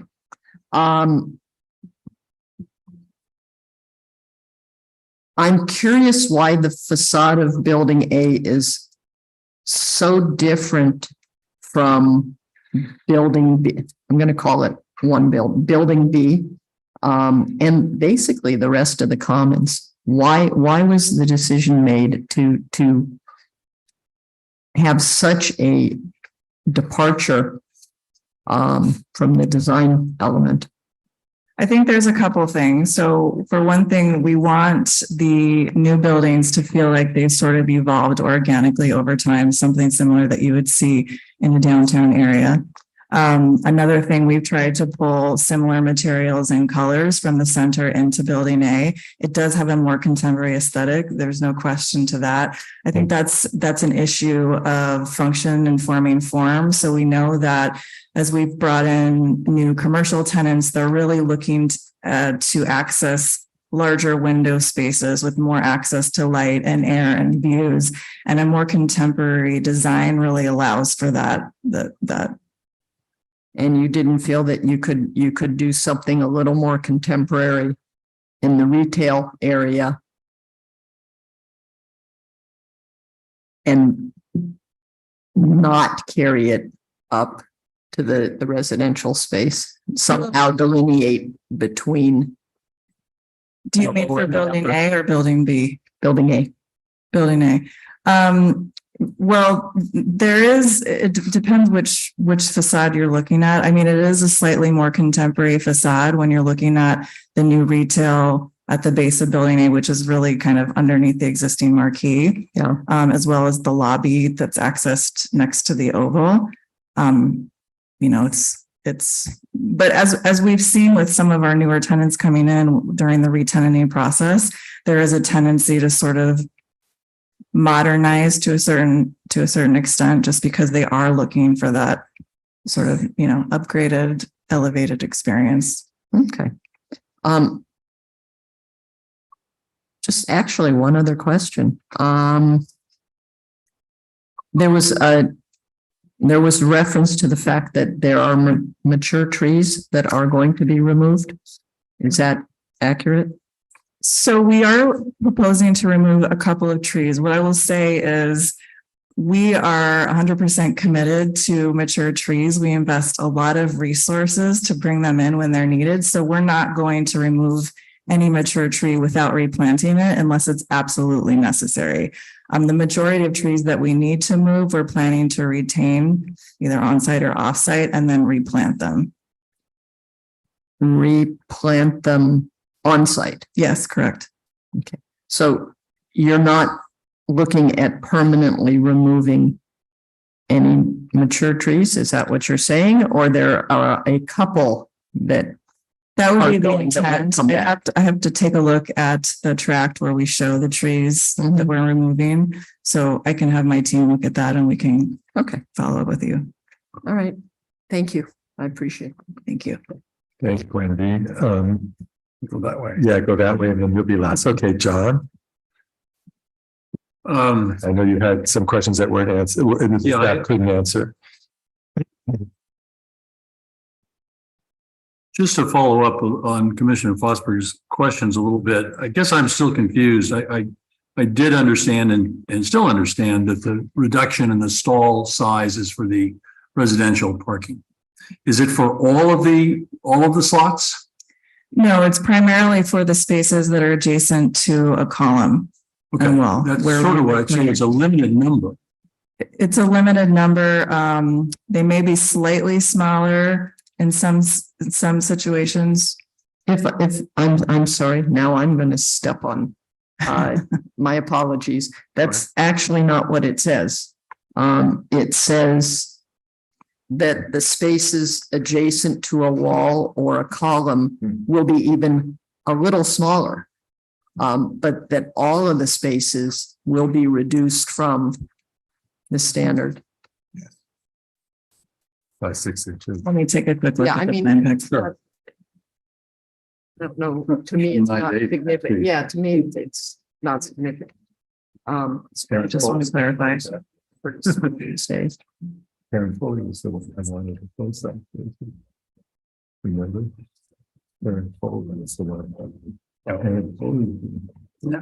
one. Yeah, so if you look at any one of the parking levels for building A, so A201, A202, or A203. This is in the A, slow down, A what? A201, 202, or 203. There's a note in the upper corner, note number 1. Which I admitted a little pain to read. Page are we on? You can flip to page sheet A201 and it's note 1 in the upper right-hand corner. So we're proposing 8.5 by 18 in lieu of 9 feet by 20 and 9 feet by 18 in lieu of 11 by 20 feet, which would be for the spaces next to the column. So they're all a reduced size from the standard. Well, I think, doesn't this, I read that to mean the reduced size was only those spaces located next to columns, walls, or other obstructions. Is that, am I misreading that? Yes. You are misreading. So it's all stalls, which was. Yes, the ones next to the ones next to walls are going to be slightly smaller, which they always are. Yes. So my question therefore, if my colleagues are correct, and I trust them, why? What is the reason? Well, actually, I see the ones near the walls and the columns actually being larger. I'm not sure why they're saying smaller. Well, they're larger than the regular spaces. They're smaller than what's normally required by Calabasas when you're next to a wall. They're still larger than the 8.5-foot ones. Correct. Right. Okay. They're full-size stalls otherwise. Okay. So is it fair to say that the majority of the stalls are not next to columns, walls, and obstructions? Most of these stalls are regular stalls. And they're smaller than what we normally require. They're smaller than what the city normally requires. All the stalls are smaller. All right, why? Well, we know that that size works, right? It's consistent with other requirements, and it's basically to enable us to provide additional parking spaces. Okay, but I think you've just told us that you have all this surplus parking spaces in the buildings, in the residential. Is part of the reason you have all this surplus because these stalls you're getting more space by shrinking the regular stalls? I don't get it. I don't understand why what the incentive is to have smaller stalls just to increase surplus that you don't know what you're going to use it for. Well, it increases efficiency, it increases the number of parking spaces, and the reduction in size we're talking about is incredibly small. We're requesting an incentive under the density bonus because it results in an identifiable reduction in cost. But I think his question is, hold on. Why is it a reduction in cost if you're actually increasing the number of stalls by reducing the size? I'm sorry, can you repeat that? I don't understand how it's a reduction in cost. If I can put in 10 stalls, that costs X, but if I can put in 13 stalls in the same space, I don't understand it. I understand you get more spaces. It ties back to the state density bonus requirement. It's just. I understand. All right. So what we heard from the community is they want access to parking, right? I think everybody would agree with that. No, but we're talking about residential. I'm not worried about, we'll get to the surface in a minute. As to the residential, what I'm hearing is you want smaller stalls throughout for some economic reason, and you're going to have a surplus of stalls, which you don't quite know what you're going to do with yet. It may be for employees, it may be for guests. It's unclear. Is that a fair statement? Well, I think the idea is the majority of the surplus would go to, the residents, or if needed, partially employees. Okay, but it's not going to go to customers, to retail customers. No. Okay, that's fair enough. So let's not confuse the two. So I guess I now understand what you are asking with the density bonus for the I don't know. I'm still not convinced that it's prudent, but at least I understand it. All right. Anyone want to butt in and criticize my understanding? I have a thought, but I think I'll keep it to myself. You're wrong. This is tough stuff. I apologize for cross-examining. If I'm wrong, somebody correct me. I don't think you're wrong. I think that it may signal a plan for the future. Okay. Interesting. Well, okay. Well, that may tie into the next question, which is the surface parking. And if I read the KOA report correctly, and maybe you have someone who can address this, we're basically going to end up after all this removing some and adding some back with a net loss of 128. And therefore, we're going to have 931 spots remaining. And I thought I read the KOA report to say that's okay because after all this analysis is done, we really only need 924 spots, and 931 is more than 924. And I thought, okay, well, I understand that logic at least. But now I'm hearing that, in fact, you want the flexibility to have, and I'm not quite sure how this works in a regulatory manner, but not 924, but 800 and what is it, Glenn? 896. So I'm sitting here trying to follow the law and trying to understand why the 896 versus the 924 that your consultant says we need at peak events. So the KOA report actually states that 896 spaces are required. That's why we're providing 896. Doesn't it also say that at certain times of the year, I think it was the holidays, we need 924. That's before a very, very minor adjustment to internal capture assumptions, meaning that if you're going to, if you're living on site, you're not going to get in your car to drive to Marmalade, for example. And it's a very, very, very small assumption of about 3%. So Okay. 920, it's 924 before you account for internal capture, which drops it down to 896. All right, so let me ask you this, and if you need to counsel with your team, I understand, I get it. What if we said, what would be your reaction if we said, you know, based on all the evidence presented, we think 931 is the right number? What does that do? I'm just not getting this additional flexibility unless it's for what Commissioner Fosberg said, future stuff. No, I mean, we made some assumptions when we did the shared parking analysis that considers a certain amount of future tenants will be retail, restaurant, different types of restaurant, right? And it was conservative assumptions, so we make sure we have enough parking.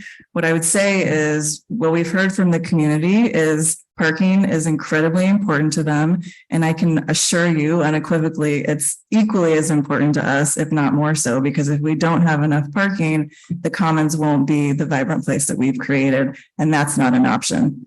We have found during this process, doing our research and modeling and on-site field observations, that we have about 90 spaces located along the service road behind the buildings that is very underutilized. And I know there's a draft condition written that speaks to us taking best efforts to move our employees back there. We've actually already started that. So under our agreements, we have the ability to specify where our employees park. And we're in the process of moving the employee parking back there. In the event we needed more employee parking back there, we have the ability to add more spaces. We don't think we need that based on all of the research we've done and the analysis. But if it turns out being something that makes sense for us to do, we will absolutely do it. And we'd come back to the city and go through the right process to make that happen. Well, why couldn't we do it now with some condition that, as opposed to, we'll make reasonable efforts? Something, either a requirement that you'll provide those, you will provide and you will ask the tenants to, in fact, make a requirement. The employees have to park back there, or something close to that, maximum efforts, right? I don't know what the right words are tonight, but and I I shouldn't be so cavalier. I don't know what the employee situation is. I don't know if it's less safe back there. I just don't know. So I don't want to make the judgment for you. I just didn't like we'll use reasonable efforts, because I've had that in too many cases where somehow that sort of, I'm not blaming you, but that kind of disappears over time.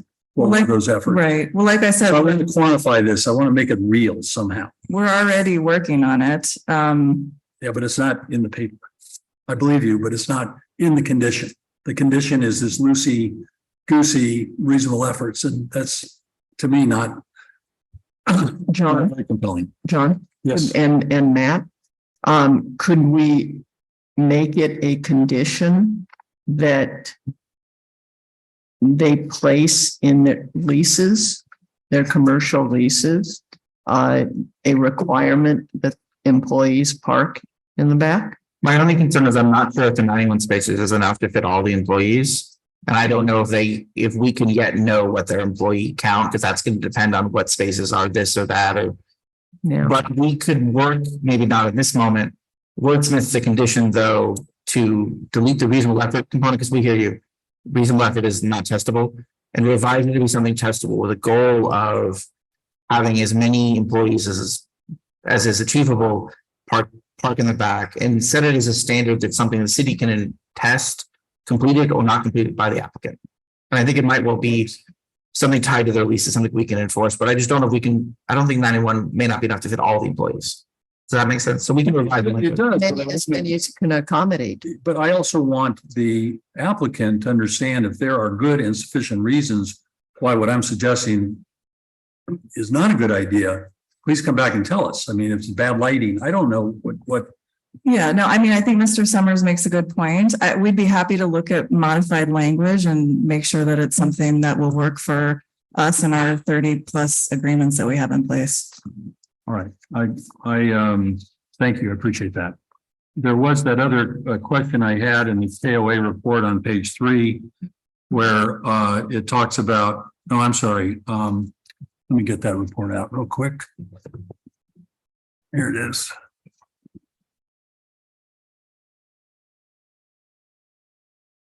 Oh, I don't know if do you have a copy of that? Yes, I do. Okay, on page 3.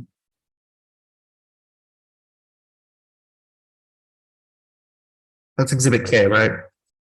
Yes. And I just don't quite understand the last sentence on page 3. It says it should be noted that the shared parking calculations in exhibit in attachment E do not account for the on-site captive parking demands associated with the project's residential use discussed towards the end of this technical memorandum, which result in less parking demand for commercial uses. I'm sorry, I'm smart enough to understand it. That's referring to the issue that we talked about a few points ago, where is 924 before we applied the internal capture, and then it drops down to 896. It's actually saying exactly what he said. I'm not quite sure how the residential use changes the calculation for the commercial parking number.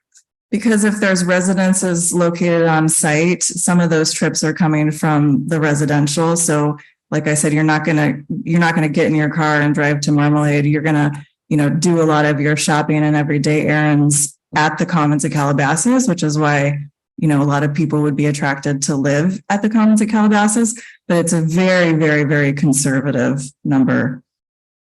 And does this, okay, I think I get it now. And does this somehow tie into the other question I had on the KOA report on page 6, which is the last section is called on-site residential use captive parking demands. And there's a sentence in there that says, and it is reasonable to assume that residents will not move their personal automobiles from the dedicated subterranean residential parking area to the shared commercial parking services lots when patronizing the shopping center's commercial uses. Is that a long way of saying people aren't going to drive from their residential spot up to Ralph's, buy stuff, and then go back? Correct. And that's a reasonable assumption. What's the assumption based on? Somebody do a study that said that is the case? Yes. This analysis is all based on the Urban Land Institute shared parking methodology, which is the gold standard for doing these kinds of analyses. Well, I can tell you that if I lived underground in one of these apartments, I definitely would drive to the cleaners to pick up my cleaning or to Ralph's to pick up my groceries, provided it wasn't ice cream, and then go off to do other errands and then go back to my residence. But, I would like to see the underlying, I don't like reports that say, this is a reasonable assumption without tying back to a study that says the basis upon which the assumption is made. I think it's footnoted in the attachments. Okay, maybe you could find somebody who could put that into English for me, because with 3,000 pages, I didn't read every footnote. I'm sorry. Okay. But those are all tying to the same issue of getting down to the 896. Am I correct? Okay. So at least you now sort of put a big bow around that, and I understand it now, and I appreciate it. Okay.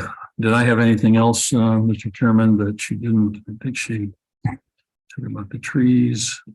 6. Oh, I did want to ask about this. Remember, the first question I had of Glenn was why there is all this language in many places that say up to 119 residential units as opposed to 119. Is there still some question? No, it's 119. It just implies there wouldn't be more than 119 units. Oh, okay. So can we say? You can strike up to 119. Yes. Okay. In fact, that was taken out of most documents. So it was just a grammatical problem. All right. It was, great. yes. Well, we'll fix the conditions that say that so that that's clear. Because I was worried that you might have had good reasons why it was going to be less, but then that would impact the affordable housing number, which impacts RENA and all the other stuff. And I was hoping we didn't have to go down that path. Yeah, the affordable housing is tied to, it's a percentage of the total unit. But it's a percentage of a number. And if that number is 119 versus 100, then the affordable housing number is different. I could put a pin on that. I want to make sure we got clarity. I understand the commission's asking, is the applicant committed to building 119 units and nothing less? Or are you seeking to reserve flexibility to build less? Our entitlement request is for 119, so we've set aside 12 units. Okay. Then the conditions will be revised to reflect 119 units and 12 affordable. Right. You know, something else that I might suggest could be baked in is that the 12 affordable would be locked in no matter what. And even if the total number would decline for whatever reason that may come up when they're going through building permitting, that the number of affordable would remain at 12, even if they went down to 118 units, for example. Well, I just want to stress, I mean, as everyone here knows, entitlements are entered into when you're at the conceptual level. We haven't designed this building, right? So if it dropped below 119, we would comply with a 10% set aside. But not the 12 or 20 or whatever it is. No, we're complying with the density bonus. No, of but the city's what Tom was saying is if you do decide to do, for some reason, 100, can you still commit to 12 affordable housing units? We would like the number to be tied to a percentage. Well, something else I'll point out then is under density bonus laws, state laws, there's a roundup requirement. So let's suppose it went to 117, 150, whatever. It's going to round up to 12 anyway. Yeah, I understand that would be unlikely, Okay. but it could. So, all right. So you've answered that question. Very good. I think that was my list. Of questions? Okay. Bob, questions? Thank you.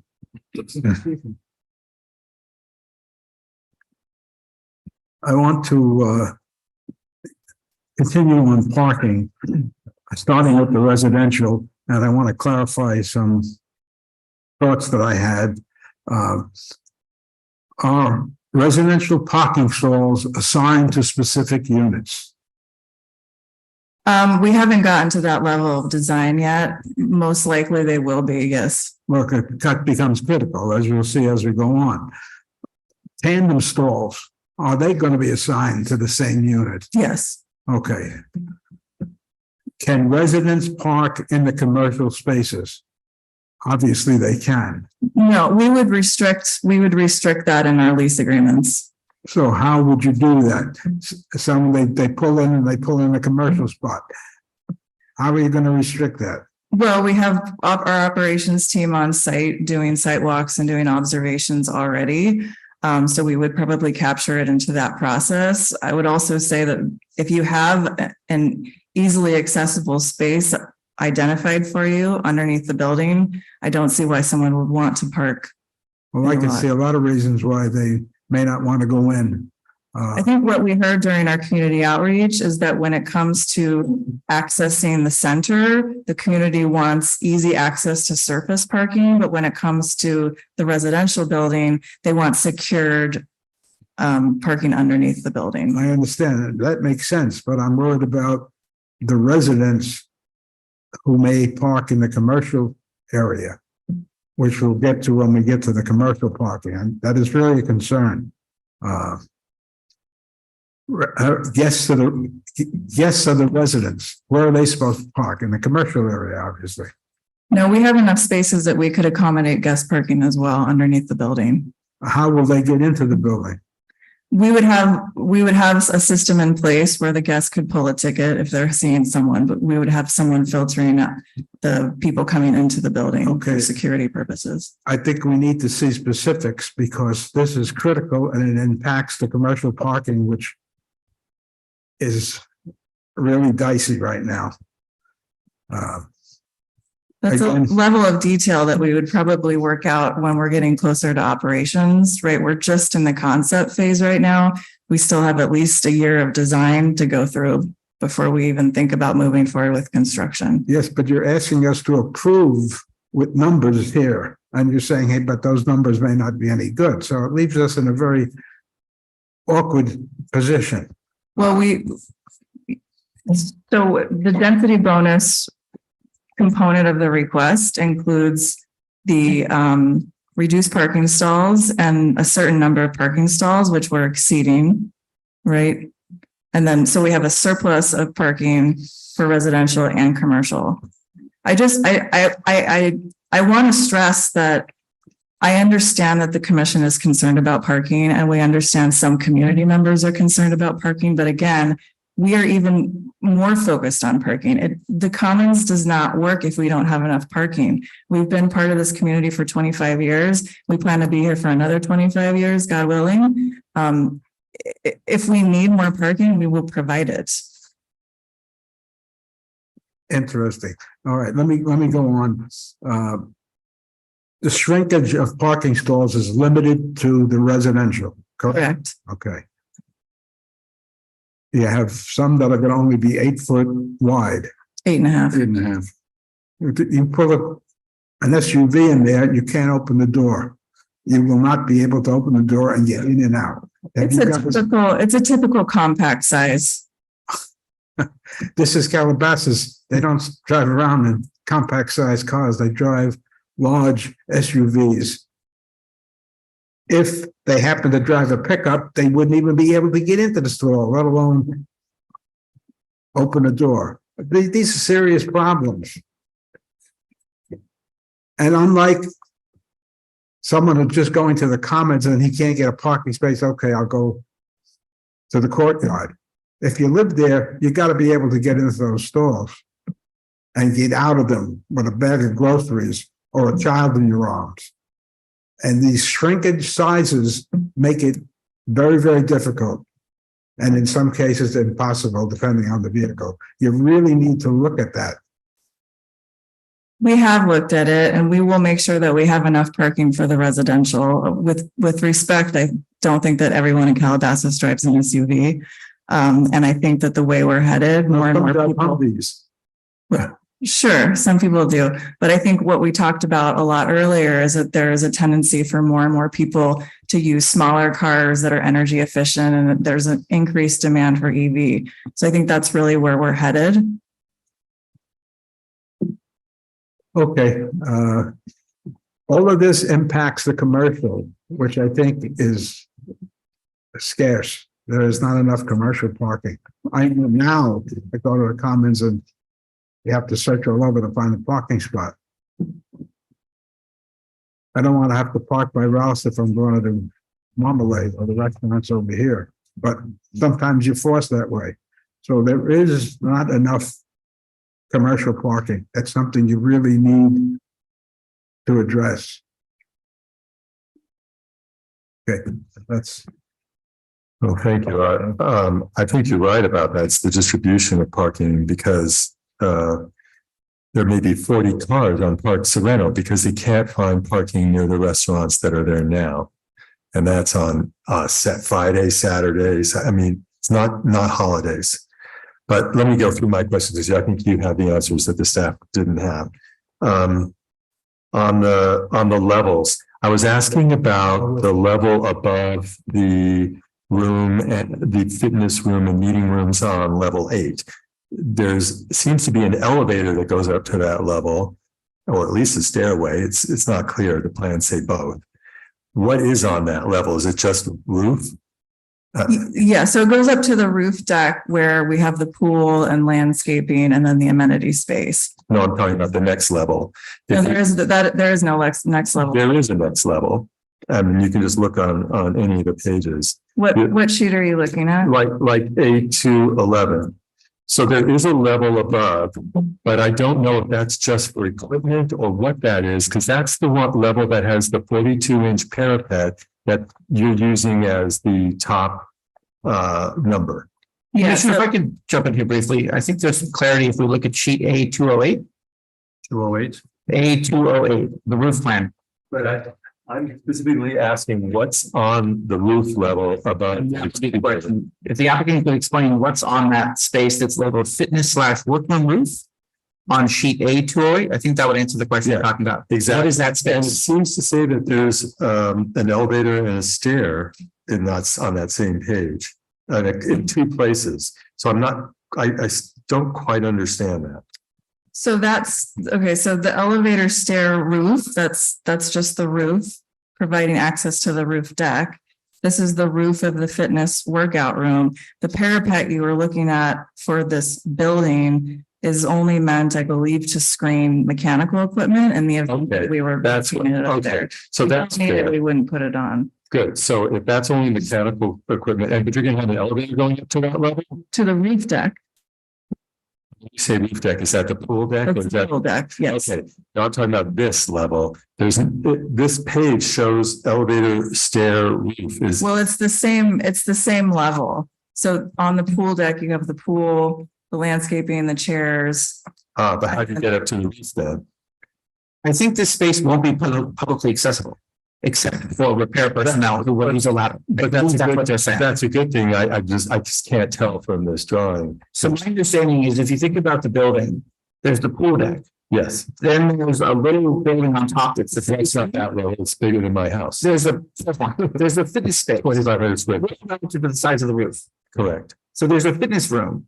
And then there's a separate little room that has the top of the elevator and another separate little room at the top of the other elevator. That's these three things you're seeing on sheet A208. Oh, I see. So the very top of the fitness building. So these elevators. That's my understanding. I want the applicant. Is that true? Yes. So this is not, what is the access to the roof from, how do you get there? From the stairs or the elevator. No, that's what. He's saying, how do you get to the space labeled fitness workroom roof on sheet A208? Oh, you just. The answer is a ladder, right? Because there's no stairs to that. No, you just walk there from the roof. We're not making the same point. This is what I'm concerned about. I want to make sure we're clear here. That's why. He's asking how the maintenance workers are gonna get on the roof of the fitness room. Oh, the maintenance. Correct. Because it's labeled workroom roof. So can you confirm that there's nothing publicly accessible on that roof? There is nothing publicly accessible on that roof. Good. And there is no elevator or stairway that accesses that roof. No. Okay, good. Thank you. And I wanted to see the disconnects. I wanted to jump in. And if they're Get not everybody same page. the leak, the guy pulls out a ladder and climbs up and fixes the leak. Right, or there might be something attached to the. Okay, no, this I needed to understand. And so that's up there on that roof above the fitness room and the meeting room. That's what the top measurement of this building is. Correct. And that's 42 inches, not to secure people, but to sort of screen. I think it's screening equipment. It's screening. It's. Okay. Okay. So There. that clarifies that. Thank you. Okay, you're welcome. Next is, No, yeah. is there any way you can keep building A within the existing footprint of the theater on the side facing the civic center? So that we don't have an 8-level building right next, 20 feet away from the Founders Hall and the library. Well, what we've done is we've terraced the building, and the conditions that I presented earlier in my presentation are meant to further terrace the building. So the higher up you go, the farther it's set back. It may be in a terracing scheme, or it may just entirely be set back depending on how the design evolves. I think that's a great idea, but I don't have plans for that, right? I mean, is that just something you said? Because Yeah, there are conditions that we're volunteering in response to some of the feedback we've. so is that, or you're just saying that? I mean, It's in the presentation. but They're it's proposing that if the project be approved, that those be added as conditions. okay. Correct. I don't believe the plans have been drawn. No, like they that weren't. yet. Is that? Correct. No, that's what the NRP, the architectural review panel was talking about. It's like it needed to be softened near the civic center. Shifting it But back. it's in our materials as a voluntary condition to be But added. just if it's the approved. recent ones, right? Not the presentation. Okay, the presentation. Yes, So- one of the changes, the change to the amenity space, setting that back over 100 feet from the That civic helps. center. That That change has been made on the plans. That The other ones definitely helps. But also the setbacks, so that how much setback is it when you finally get to the 8th level? Well, there's not 8 levels. Well, there's 2 parking, 5 residential and 1 deck, roof deck. Yeah. So levels, I'm not talking about floors. They're Okay, you're counting the parking. So we have 5 levels of residential above 2 parking that are above ground in the front. Right, but you won't see, you'll see the podium level, so the lobby entranceway. Right, Then but if you're on the right side or whatever side that is, the west side, you, in the front, you'll see the parking above ground. So what is the total, how, you threw out some numbers, but will that be in part of the condition? What is it, like 3 feet or 5 feet per floor? Yes, I don't know if we can pull up No, but I mean, you know what it is? I can get the language for you. It's in the PowerPoint. I noticed at the top floor, by the way, with an extra foot. Is that like penthouse or something? Is that what you're going to call that level? Likely. Because that level is actually higher than any of the other levels by like a foot or something. Okay, anyway. All right, good.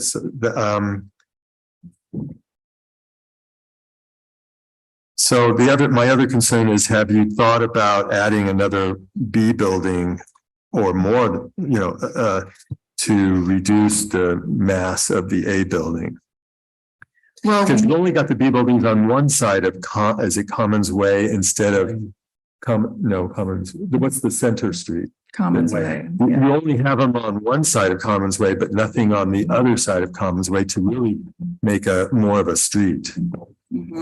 Yeah, the ARP actually brought that up. I think we would love to explore options of extending that if the opportunity presents itself. I think we do need to keep in mind that we have over 30 agreements in place at the Commons, so we have to navigate that. But the efficiencies for building A really only work if we add the number of units in that volume. Okay, I wish there were more building Bs and building A was a little less dense. I mean, to me, it's like a Wilshire Boulevard apartment house and not like something that belongs to the Commons. But let's see, the next is the compatibility. And I know you want to waive, you want to have an exception to the master plan on compatibility. But to me, it's just not compatible at all, except for the color and maybe the materials, but it's not compatible with the rest of the Commons, Park Center, and Building B is. So the 4B buildings. So can you at least add some wrought iron or shutters or Mediterranean features? What can you add to make it more compatible with the Commons? Molding, something. I can confer with my team and see if there's anything specific that we could volunteer as a condition if the commission was inclined to recommend approval. Oh, so there could be something. I mean, even tile, something to make it a little more Mediterranean inspired instead of, as the ARP called it, spaceship. Again, I mean, we definitely need flexibility because we have not gone into design yet, but I can confer with my team why don't we get through the questions and then I can come. Okay, so you'll look into it. Okay. I didn't understand, and just excuse my, lack of knowledge on this. What is on the map, the track map, a ground floor area and 6 airspace lots? Why are you asking for that? It sounds like a condo, but it's not a condo, so I don't understand exactly. Yeah, it's a little confusing. I think it's new for the city of Calabasas, but it's exclusively for financing purposes. So we have a lender in place for the commercial shopping center who may or may not be involved in the residential component. It's just to separate the assets essentially entirely for financing. And how will it be separated? What does this mean exactly? It's really just a paper exercise, to be honest. The units are not for sale. The buildings are not condominiums. We're just slicing out the airspace. It's very, very common in a lot of areas. But only building A or the whole thing? Building A and B? B. So it's going to be sliced up in some ways for financing purposes? Correct. But you'll never notice it. No one will ever notice. But it's not going to give legal rights to somebody over somebody else or except for financing purposes. No, we would retain control of the Commons at Calabasas. As one, even though they're divided. Okay. And the only possibility that would then result in separate ownership is if Caruso ever defaulted on those loans. The lenders would have separate rights, but given our history, I'm not sure that is likely. Okay. The parking, I'm concerned as well about the parking. Have you determined what portion of the people visiting residents will park in the surface parking lot? Or are they all going to be parking in service parking lot and they can't get into the buildings? No, the intent would be to accommodate them underneath the building. And like I said, we have such a surplus of parking spaces that shouldn't be a problem. And that's great, but how will you manage that?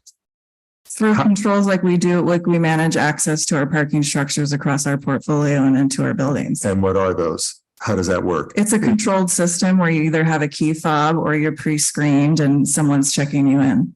So there'll be some sort of screen, or you get a code from a resident and they either punch in the code or they're screened. Something like that. Yeah. The technology is evolving so rapidly that there may be new and improved systems in place by the time we're actually implementing that. But yeah, we would institute something like that. Yeah, because so the parking study doesn't take into account that some people may say, I can't deal with that. I want to just park on the surface parking.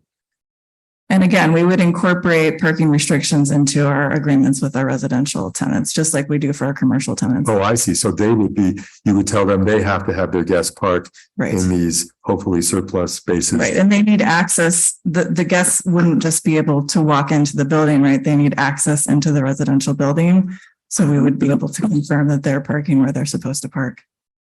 They would not be able to just walk into the building. They would not be able. Oh, so the building access is going to be controlled as well. To the residential? Yes. Pedestrians are not going to be able to walk in. Pedestrians, unless they have to park there or have something. business there, we wouldn't let. Oh, good. Okay, I get it. And will you have valet parking? It's something that we could look at as we move forward. It's not part of the current plan before you. But if it's something so that that's revisited at certain times, because I'm afraid there will be there may be very inadequate parking, and I'd like to have the council have the option to require valet parking. You do have valet parking at your other things. We've heard mixed things from the community about valet parking. Some people don't like the idea. Some people are really excited about it. I think what we would do is offer it at some restaurants, possibly. It does require an entitlement. So we would, go through that process if it turns out being something that the community is asking for, or we think is. I think they may only ask for it because it's so difficult to park in the restaurant area, in the area where you're adding all these buildings, as it is. I forgot was it you? There's extra parking at Ralph's, but that's quite far from Port of Ian, and so, and that's why 40 or 50 cars are often on Park Sereno, so they can walk through that other grassy area anyway. So will the underground parking in all of the buildings have light from the outside, either light wells or some opening so people can see the outside?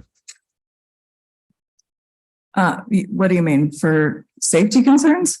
I think for comfort, a lot of people, when we were planning, when the city hall was being planned, they originally planned underground parking with light wells, because people don't like parking in a very closed parking lot underground they don't like, as somebody said, they want to see, they want to see the outside. They want to,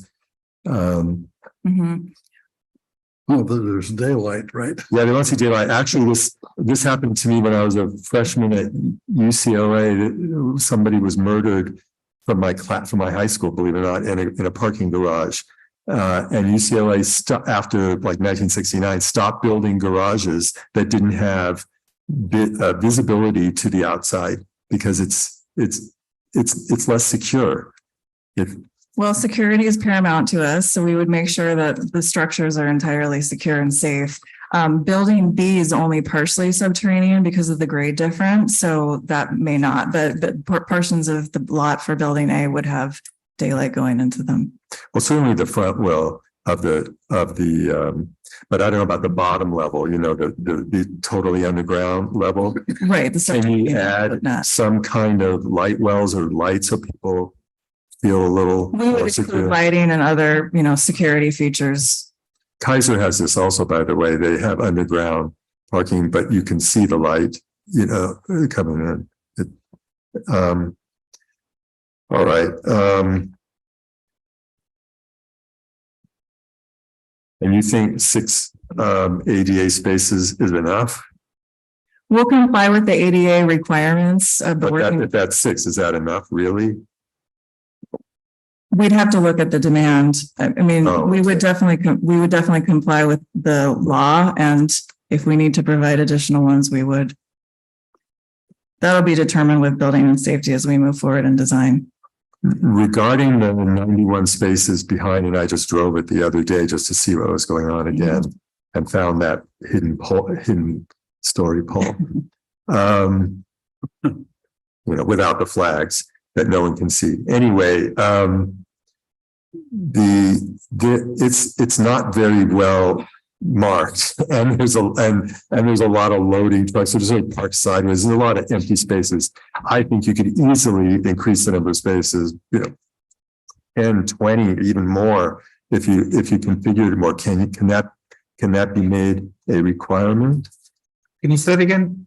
Can we make a requirement that they I will improve the spacing and lighting? So of there's the 91, there's 91 spaces now approximately, but Chris mentioned that they could put in more necessary, but I'm asking if they can just do it, not if necessary, because either there's more employees or there are actually customers who park there. I parked there actually just to go to the Rite Aid. I parked behind because there's a passageway that's a lot easier to park there and just go through as a customer. Right. So I'm wondering if we can just require, just get a commitment that they'll restripe it so that there's the maximum number of spaces. Instead of. Yeah, I don't know what the number is that the max that can be back there, but the commission can certainly recommend to the council adding a condition to stripe the rear with whatever the engineers say is the maximum. Right, because right now the spaces are large and they're sort of, it's not. I think they're striped to code. So. Right. But there's a lot of, they could put more in. I can see they can put more in. Well, because they're underused now. It's underutilized right now. We absolutely agree that they're underutilized, which is why we've already started working with our tenants to move the employee parking back there. But I can't commit to striping additional spaces because I think they're already striped to the But they're sides. really hard to see the stripes. A lot of them are green or whatever. So I think if they, and a lot of them are 10-minute ones, which makes no sense unless people are delivering or something. If I can add just a little bit to this too, that's a fire lane back there. So spatial requirements might be kind of tight for additional parking spaces. Okay. Just for your consideration. I just think if we could ask the council to maximize, to ask you to maximize the number of spaces there. So, okay. And then next section is, the native plants. So there are 36 plants that you've selected, but not one of them is a native. So can you substitute some? Can you add some oaks, some milkweed, something? Something to help our environment? Is there a specific species? Yeah, that's true. They grow fast too. It's difficult to add protected tree species into a surface parking lot because we have to have to maintain them, trim them. Right. So there's, like John just said, sycamore and alders, and there are certain trees that are native. Non-protective native trees. We can Western redbud. We can take a look at that. I can confer with my team. Yeah, definitely Western, not Eastern. Okay, good. So, good. And the turf, I'm just hoping it's not artificial turf. It's not artificial turf. What kind is it?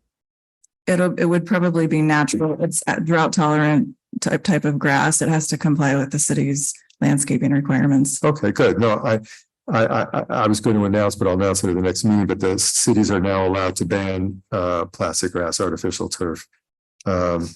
And San Marino is going to do it. They have a lot of toxic elements, and it's an issue that will affect everyone.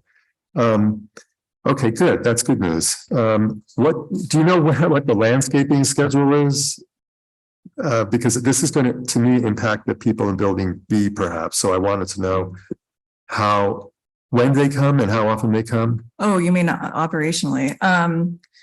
Yeah, they're there in the morning. Totally. They're there early and sometimes through, later morning hours.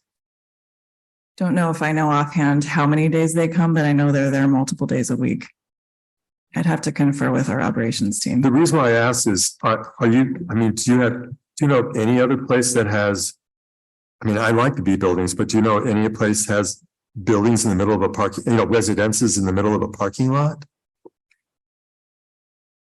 Building B's are, those B buildings are in the middle of a parking lot. It's not like they just have one, the building itself doesn't have just one side of street and parking like most mixed use. This has it all the way around. And so I'm just wondering if there's any other example. Are you asking because of the noise impact? Yes, the noise, the dust, the pollution, Okay. the light, people parking until, 10 o'clock, the lights going on and. Right. Well, what I would say is our units are basically entirely noise proof. If anyone's had the opportunity to visit our Palisades Village units, we have units located on top of the grocery store and you can't hear a peep when you're in there fronting Sunset Boulevard. And there's an alley behind them. You can't hear a thing. So we would have very soundproof units. And what about the light, cars coming and going until 10 or 11 and then landscapers coming at 6?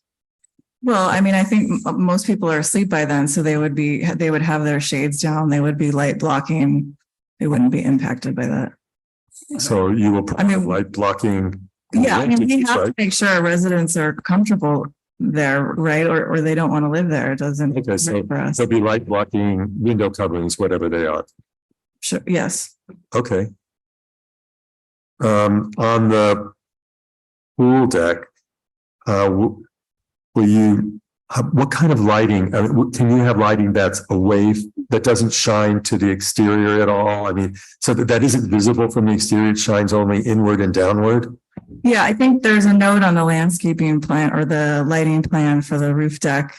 It's all meant to be down lighting with the exception of safety lighting, which is slightly uplit. And that's just so if it's nighttime and it's dark out and you're walking to the elevator, you don't trip and fall. Okay, but I'm more concerned about the lighting, seeing the lights and, okay. And then what about the down lights on the trees instead of up lights? Is that possible? Yeah, I think that's already that's on the note. So we would need to comply with the dark sky ordinance. But on E103, it had up lights in the trees. But it says it will be kept low for egress and accent purposes only. So you wouldn't be able to see them from off-site. But that's not just off-site. It was light pollution in general. We didn't want lights going up. We wanted like lights going down the tree. It's light pollution in the sky. That was one of the concerns. It wasn't just visibility from the next door. Well, as I said, we would completely comply with the dark sky ordinance. I mean, to be honest, one of the things we heard during our community outreach is the community would actually like to see more light. So we have to balance, right? We want to make sure that everybody's safe and secure and is not going to trip and fall. We also don't want to contribute to light pollution. So well, you can have downlights that would light the passageways fine, but just not lights going up into the. Yeah, I mean, I think that's the intent is not to add lights that are going to be going up to the sky and contributing to light pollution. And I believe we have to do light metering to demonstrate compliance with the dark sky ordinance. Now getting to some environmental concerns on the residential units, can you install only electric appliances and electric heating and cooling? Because some cities don't allow gas and we probably shouldn't either. This is not the future. This is climate change.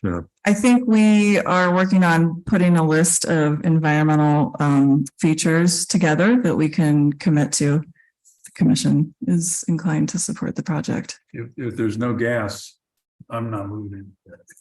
Yeah, we wouldn't do an all electric building. We just know that tenants aren't there yet. Actually, Calabasas started off all electric.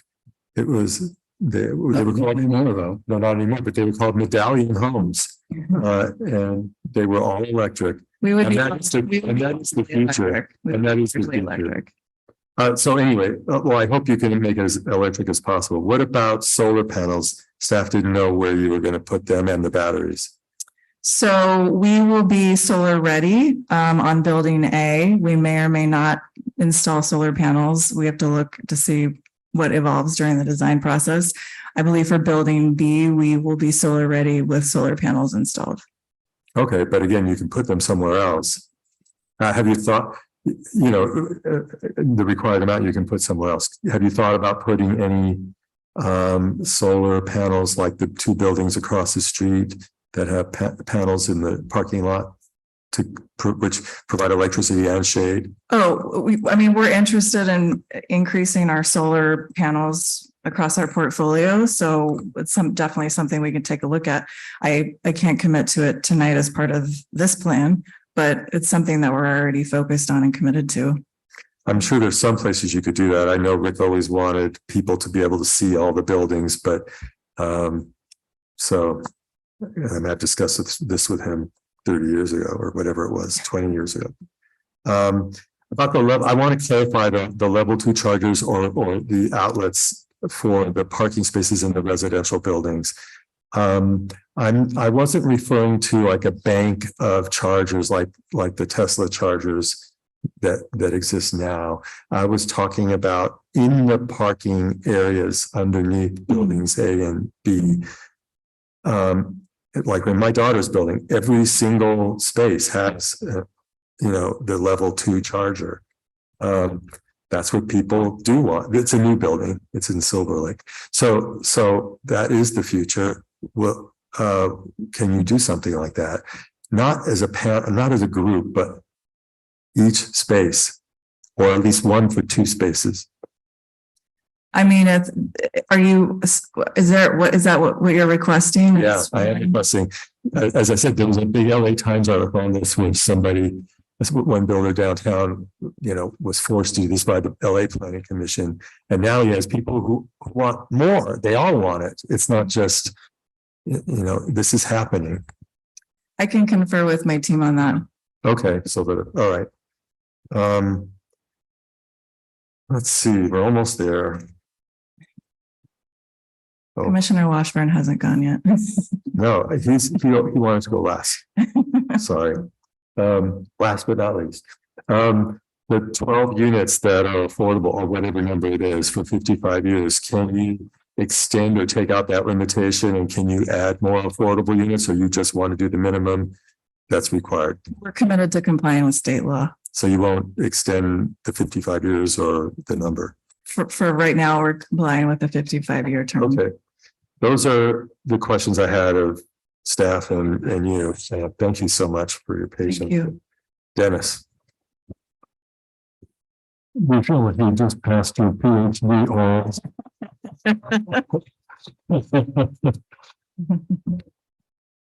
it's unfortunate that we have to get all of our links in to come to a decision. I wanted to give you a compliment. Also, I think that you've heard from many of the community residents here and the fans of Caruso that we know that you're a great company, everybody that's associated with Caruso and have been. I was here standing with Rick Caruso and Rick Lemo when we opened the place. And one of the residents even mentioned Eddie Money being here, and they didn't know that Dave Williams' wife, the architect and designer of the place, was part of the entertainment package. All the families have grown up, it's really interesting to see. But I just want to compliment Caruso for its long-term commitment to doing the good stuff and the right stuff. And you heard it testimonially tonight. So I think that's important. I also want to thank our staff. I hated the idea that I had 4.5 pounds of paper I had to work through just to get to this meeting tonight.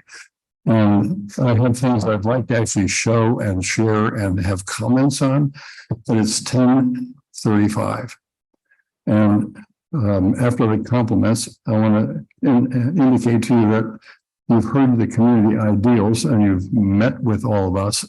And I think you reflected a lot of that in what you provided this evening. I personally think that a project is worthy here, and the update that you're proposing is worthy here. And the details, as you've heard from us and others, are really important. And this is not the place in which we go into that kind of detail. I would do a lightning round if you'd like to have it recorded in the minutes, in the recorded comments tonight, because I do have a number of interests. I don't want answers, all right? Because I'm going to suggest that we continue this meeting to, let's say, November 16th, so that we can actually address everything that you've heard, that we've heard from you, that we've heard from staff, and then just kind of get our heads around all this, because this is one of the more complex projects our cities has been into, other than our own civic center. This took 2 years. The Commons took 6 months from start to finish to build. And that's because the city did cooperate with the Caruso organization. We actually asked them to pay us to have a 24/7 inspector, so if something showed up early or late, didn't hold up the project. Imagine doing 200,000 square feet in 6 months. Everybody's astounded. We did a similar thing because of you at the Gilson Shopping Center. And that took about 9 months because they delivered the steel for the roofing 9 inches short. It had to be redone. So the city does engage. We do work hard. Our staff is fabulous. No matter who's here, who was here, and where they're going next, we don't know.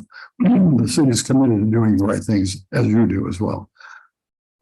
Oh, pardon me. So I will give you a quick lightning round, just for the record. I don't want an answer. I think understanding lease restrictions is important for us, because you have probably 30 leases that are a great constraint, because you have to respect what you've done already and what you need to do with the additional folks as well. And that's not something that is our business, but it helps us understand why you have to do some of the things you do instead of arguing over it in a public forum. Let's get those resolved. I think that we need to consider fiber optic services to this facility here and the Commons, because I don't think we have fiber optic services. We're working on it. I got them done actually at the Leonis Adobe with Spectrum. Took a lot of work and 6 months to do that. So I know it's possible. So that would be helpful. The EV chargers, things you've heard chapter and verse on. I drive a Tesla. I don't want to lose the chargers. And it took 8 years because of some of the lease agreements that you have in order to get that cleared, and you persevered and got it done, or Caruso did. The utilities, we talked about it briefly, electric and gas. It's a conflict. It's an issue, that is a sustainable issue, which is, I think, important, because you want to actually have a cost efficient and effective solution as well. I'm personally concerned about the Cypress ways. When we built the place in the first place, there were 2 walkways that did not make me or my family or anybody walk behind a car in order to park to get to Ralph's or to the theater. You can walk down this lovely, Italian Cypress walkway. It looks like we're going to have a change to that, at least on the one that goes to the theater, because the theater is going away.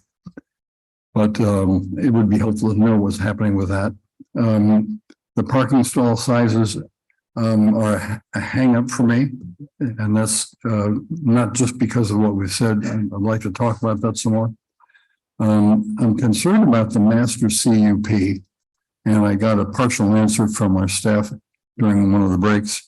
But I'm concerned that we had, because of state law and SB 9 and 10 in particular, we had to hustle our housing element, our public safety element, and our circulation element, all of which are critical to everything we've talked to you about tonight. So I think I'm understanding what on page 45 of the staff report is the city's 2021-2029 housing element and other related updates to the city's general land use, circulation and safety elements. Well, we have 7 other elements, I think, in our general plan. And I know we can't talk about it. Not yet, because that's a future. General plan compliance is part of the findings that staff would look for direction from the commission to write up. It would be helpful to have a little more detail there, and I don't want it tonight. Right, we didn't, we didn't provide that detail yet because we're waiting for direction on what kind of a resolution to write. I understand. I'm concerned about the alleys and walkways. Some of the pictures you showed this evening are really promising. I know they're renderings. And the alleyway that you took to get from the back parking lot to Rite Aid, that has been, you know, not ignored, but it hasn't been fully developed, and that would be an important. There's, I think, 2 alleyways that come from the parking lot in the back. The other's by the theater, which I think might go, so. Well, but, and it'll be accommodated some other way, I'm sure. So that would be helpful. Has anybody talked to you about rent stabilization for the apartments? Because the city has faced that at the mobile home village, at Malibu Canyon Apartments and at Avalon, where we've been asked by our citizens to deal with protection against rate increases. And if you look at some of the cities, and after COVID in particular, those are issues that we need to worry about. And I'll note on that one that state law prohibits the city from imposing any kind of rent stabilization on any new residential building. I understand. So unfortunately, we can ask What's what is something, but we can't. What is proposed in the future? Because we're talking about 2029 here in our housing element and our general plan. So that means we may have to go to battle with Sacramento, but that's another issue. And that's another battle. I understand that, but it's an issue that is important to us and me. And then that's pretty much it, except when we started the city in 1991 and had our first general plan, we had performance standards based general planning. And that went by the wayside over several episodes between 2008 and today.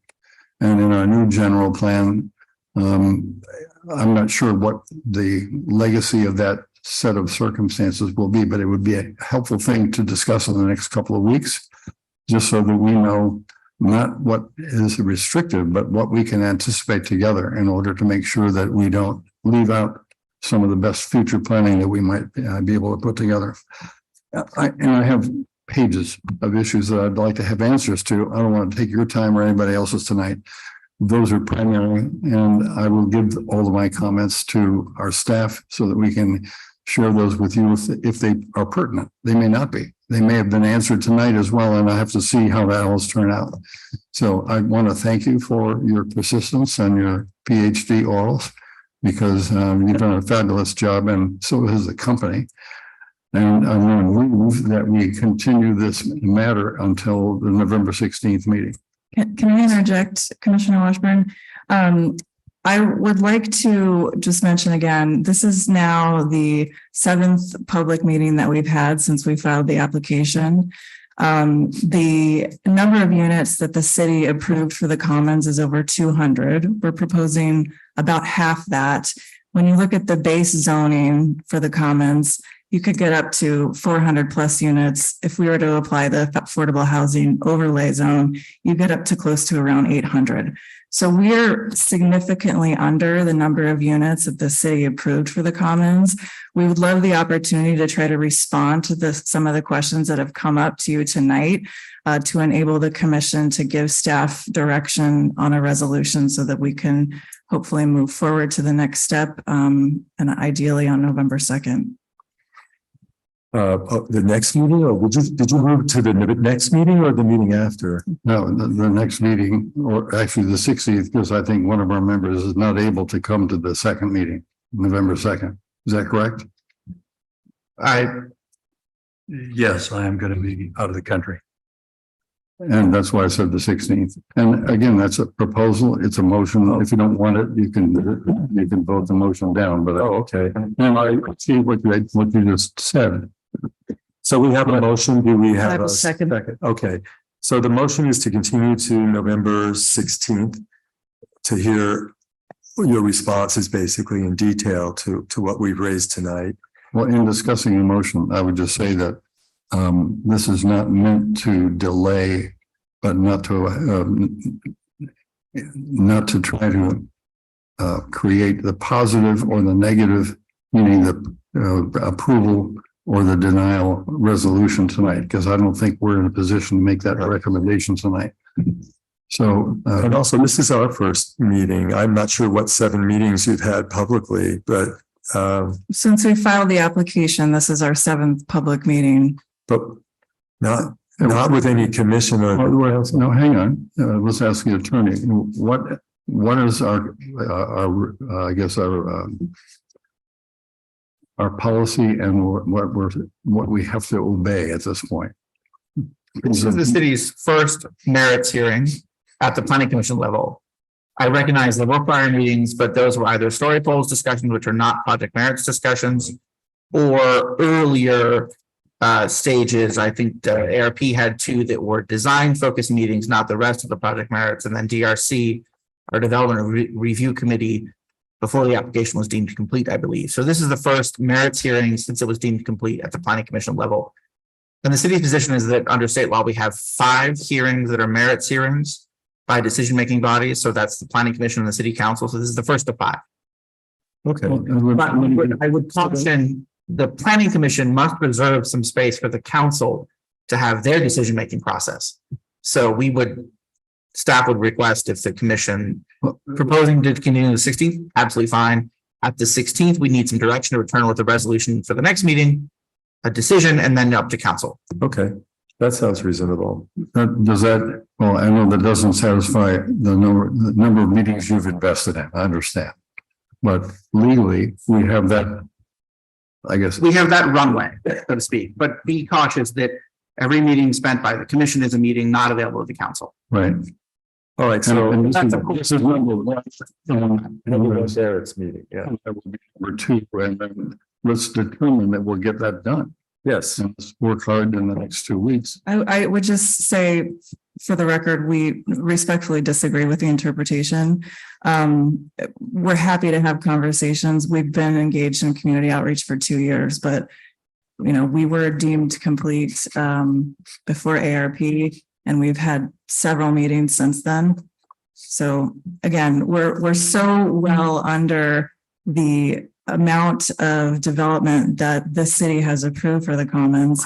I think we can get you answers to the questions that were raised, and would just appreciate the opportunity to move forward as expeditiously as possible. All right. I think we're all for that. Let's close. Can we close the public hearing then? And now we'll go to discussion, John, on the motion to continue for to the second meeting in November. Well, I have no objection to that. I think that's fine. I should hopefully, absent some crisis, be back by then. Why, where are you going? Out of the country. Oh, I hope it's safe. Okay. Well, it should be. This what Matt just described, of course, raises, I won't go into any detail, the problem with not having recommendations. So we're going to have another meeting with the potential of then having to have another meeting on a resolution. I suppose that it's possible, though highly unlikely, that we could have one meeting. You could have 2 draft resolutions. I mean, there's ways you could do it, but the reality is we're going to have 3 merits hearings tonight, the 16th, and then a meeting to vote on the recommendation. Okay. Then the city council will have 2 meetings. Matt, is there any way we can combine the second and third steps? The challenge is we need direction to write a resolution, and then we need words. And then we need the actual words within the language. I think one solution, if the commission is comfortable, big if, we've noted that there's been a number of questions raised, but not necessarily hard commissioner opposition. One if option would be to give direction tonight for staff to draft a resolution one way or the other. Then we come back and that could shortcut. If that resolution met the concerns, that could shortcut avoid the third meeting entirely. The other option would be to look at a special meeting of the planning commission somewhere in this schedule. Sure. To keep the expeditiousness going.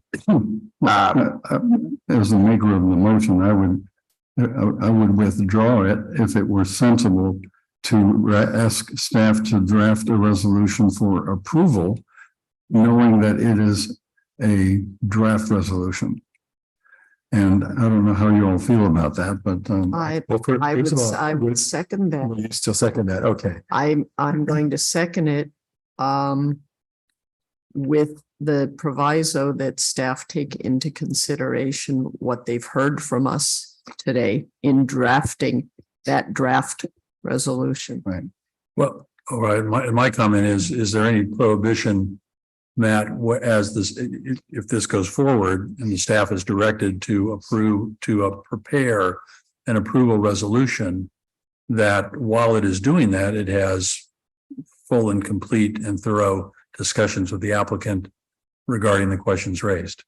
I think that would be inherent in the process is That's what I'm saying. absolutely include. Yeah.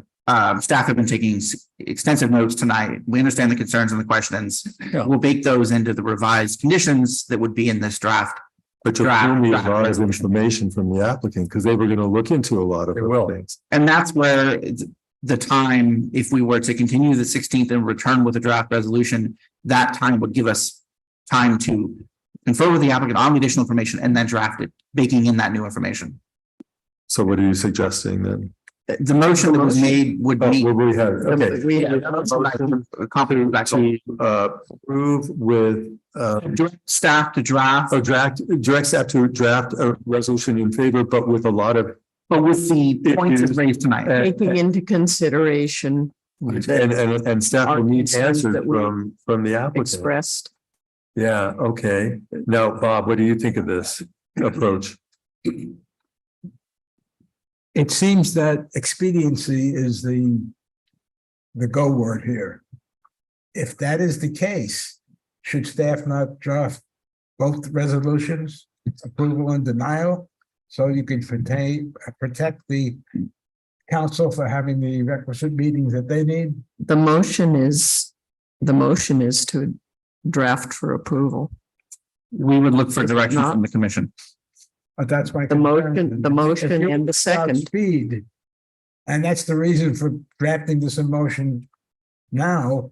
Why wouldn't you draft both so the council is protected for the number of meetings that they need? That's just the question. We would look for directions from the commission. We recognize if the goal is to have a more expeditious process, this is a way to do that. We would caution that having drafting resolutions on both sides cheapens the reliability of the findings of both resolutions. Yeah. It creates an equivocation that may not send the signals we wish to send. May I ask a question on the motion? Would it be possible, is there enough time such that the applicant, recognizing your desire for expedition, I understand it, and given the workload of the staff, would be able to prepare the draft in sufficient time to have it? So now we're not seeing it the day before, the 16th. We can commit to at least a week in advance. That's enough. Yeah. So then the option is obviously not to approve it. Right. Of course. At this point, at least we're saving the time to get everybody together. And does the staff have the capacity to help us meet that kind of a challenge? For November 16th, we're comfortable with that. For sure. It would be hard pressed to do it by the 2nd. I don't think that we're hearing any grave resistance to a project of worthiness on the property with minor adjustments or even some significant ones.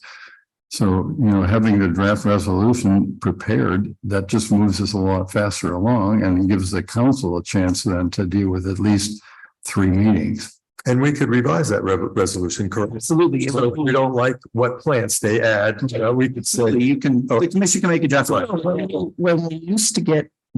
we had the old process, we typically amended. Okay. Before. So as long, there's so many issues that we've raised, but a lot of them are in common. I mean, the parking is an issue that to me needs to be addressed. The style of building and the plants, the native plants and the lighting, and there were other issues, but as long as the staff wrote them all down, and also the applicants seem to have to get information about many of those. So I hope you can all work together and come back. Is that okay, Bob, or what do you suggest? What happens if we have to revise this resolution? then you lose another meeting. No, I think we would anyway. No, you don't, you amend. Yeah. You The resolution as we did. And vote on it. And we've done it. as we used to. Yeah. It's very. So if it needs a little tweaking. My only question is, John, are you going to be around to help us do some of the amendments that we may wish to do on the 16th? Because you're always good at the impromptu, consolidation of this. I think they band of brothers and sisters. I think they have email where I will be. Okay. Good enough. All right, so Michael, we do have a motion and a second on the floor. Right, so I was going to reaffirm the motion, and that is to ask the staff and the applicant to help us draft a resolution of approval with all the commentary from tonight's meeting and the testimony you've heard, everything. And get as close as we can, and hopefully it'll just be a question then of saying, hey, little adjustments here and there, and away we go. So that's. And I reaffirm my second. All right, ready to vote on that resolution? Yes. Yep. All in favor? Aye.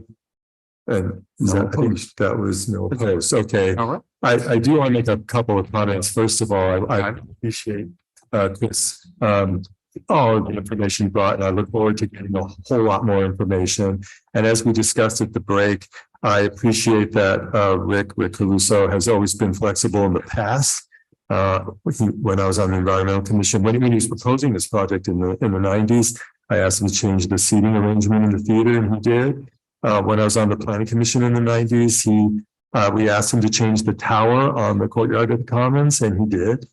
And when I was on the Architectural Review panel, and we asked him to change the location and style and size of the city bank, he did. There's one thing he didn't do, though, which I asked him to do before he built the Commons, because I said, this is really a glorified strip center layout, the plan. And I said, can't you build a street, 2 rows of businesses or whatever, and have the parking in the back by the wall that was originally meant for parking? And he said, no, this is the suburbs. People want to feel the parking, and they want this to see the stores. And then he went ahead and did what I asked at the Grove. So, but anyway, I do really like that. I still like the street there. So again, I want to thank you for all your responses and your willingness to tweak some things. Thank you for all of the time and consideration. We appreciate the motion for the resolution, and we're confident that we can bring a set of conditions back that will address the issues raised tonight. Thank you. Thank you. So now we go on to a couple more items. I'm sorry. Do we have one? Well, just closing items. So the first is the director's report, but he's not here. Does somebody have a? Thomas. Acting director. I think Mr. Bartlett has a brief. Oh, okay. All I will share is that your next meeting, which is scheduled for November 2nd, does have a public hearing scheduled. The public notices have already been issued, so there will be a meeting that date. On a house, I believe it was. It's for a new single-family residence proposed for a vacant lot in the Highlands. Great, okay. And then and reports from the planning commissioners, anything that the planning commissioners wish to speak about? No? Go ahead. No, I'm okay. You okay? I am looking forward, Matt, to that report from you where you were going to say how many units were possible in all the 6 other lots in the affordable housing zone. Okay, great. But before you close, Yeah. I didn't ask earlier, but I'm not sure you're aware that Arnold Sank was one of our founding city hood committee members and active in that. He passed away, and his memorial was last Sunday. Ellen Pangarliotis was also in the founding of the Library Commission, and the Library Commission has passed away as well. And I'd like to adjourn in their memory tonight, if you don't mind. Adjourn in whose memory? Ellen Pangarliotis. I thought she passed away earlier. She did, but we haven't done anything like that. Yeah, we adjourned in his honor last time. Arnold Sank? Yes. Good. Okay. Yeah. I'm glad I just didn't want to leave anything undone there. Oh, yeah, no, definitely we can adjourn. Henry Cespedes. No, we didn't. Oh, did he? Yes. Henry passed Cesco away. is also passed, so then I'm ask you to adjourn in his memory as well. All in memory. Thank you very much, Yeah. Jonas. Yes, thank you. Yeah, so I move to adjourn. All in favor? Aye. Aye. Okay, we are adjourned. Thank you.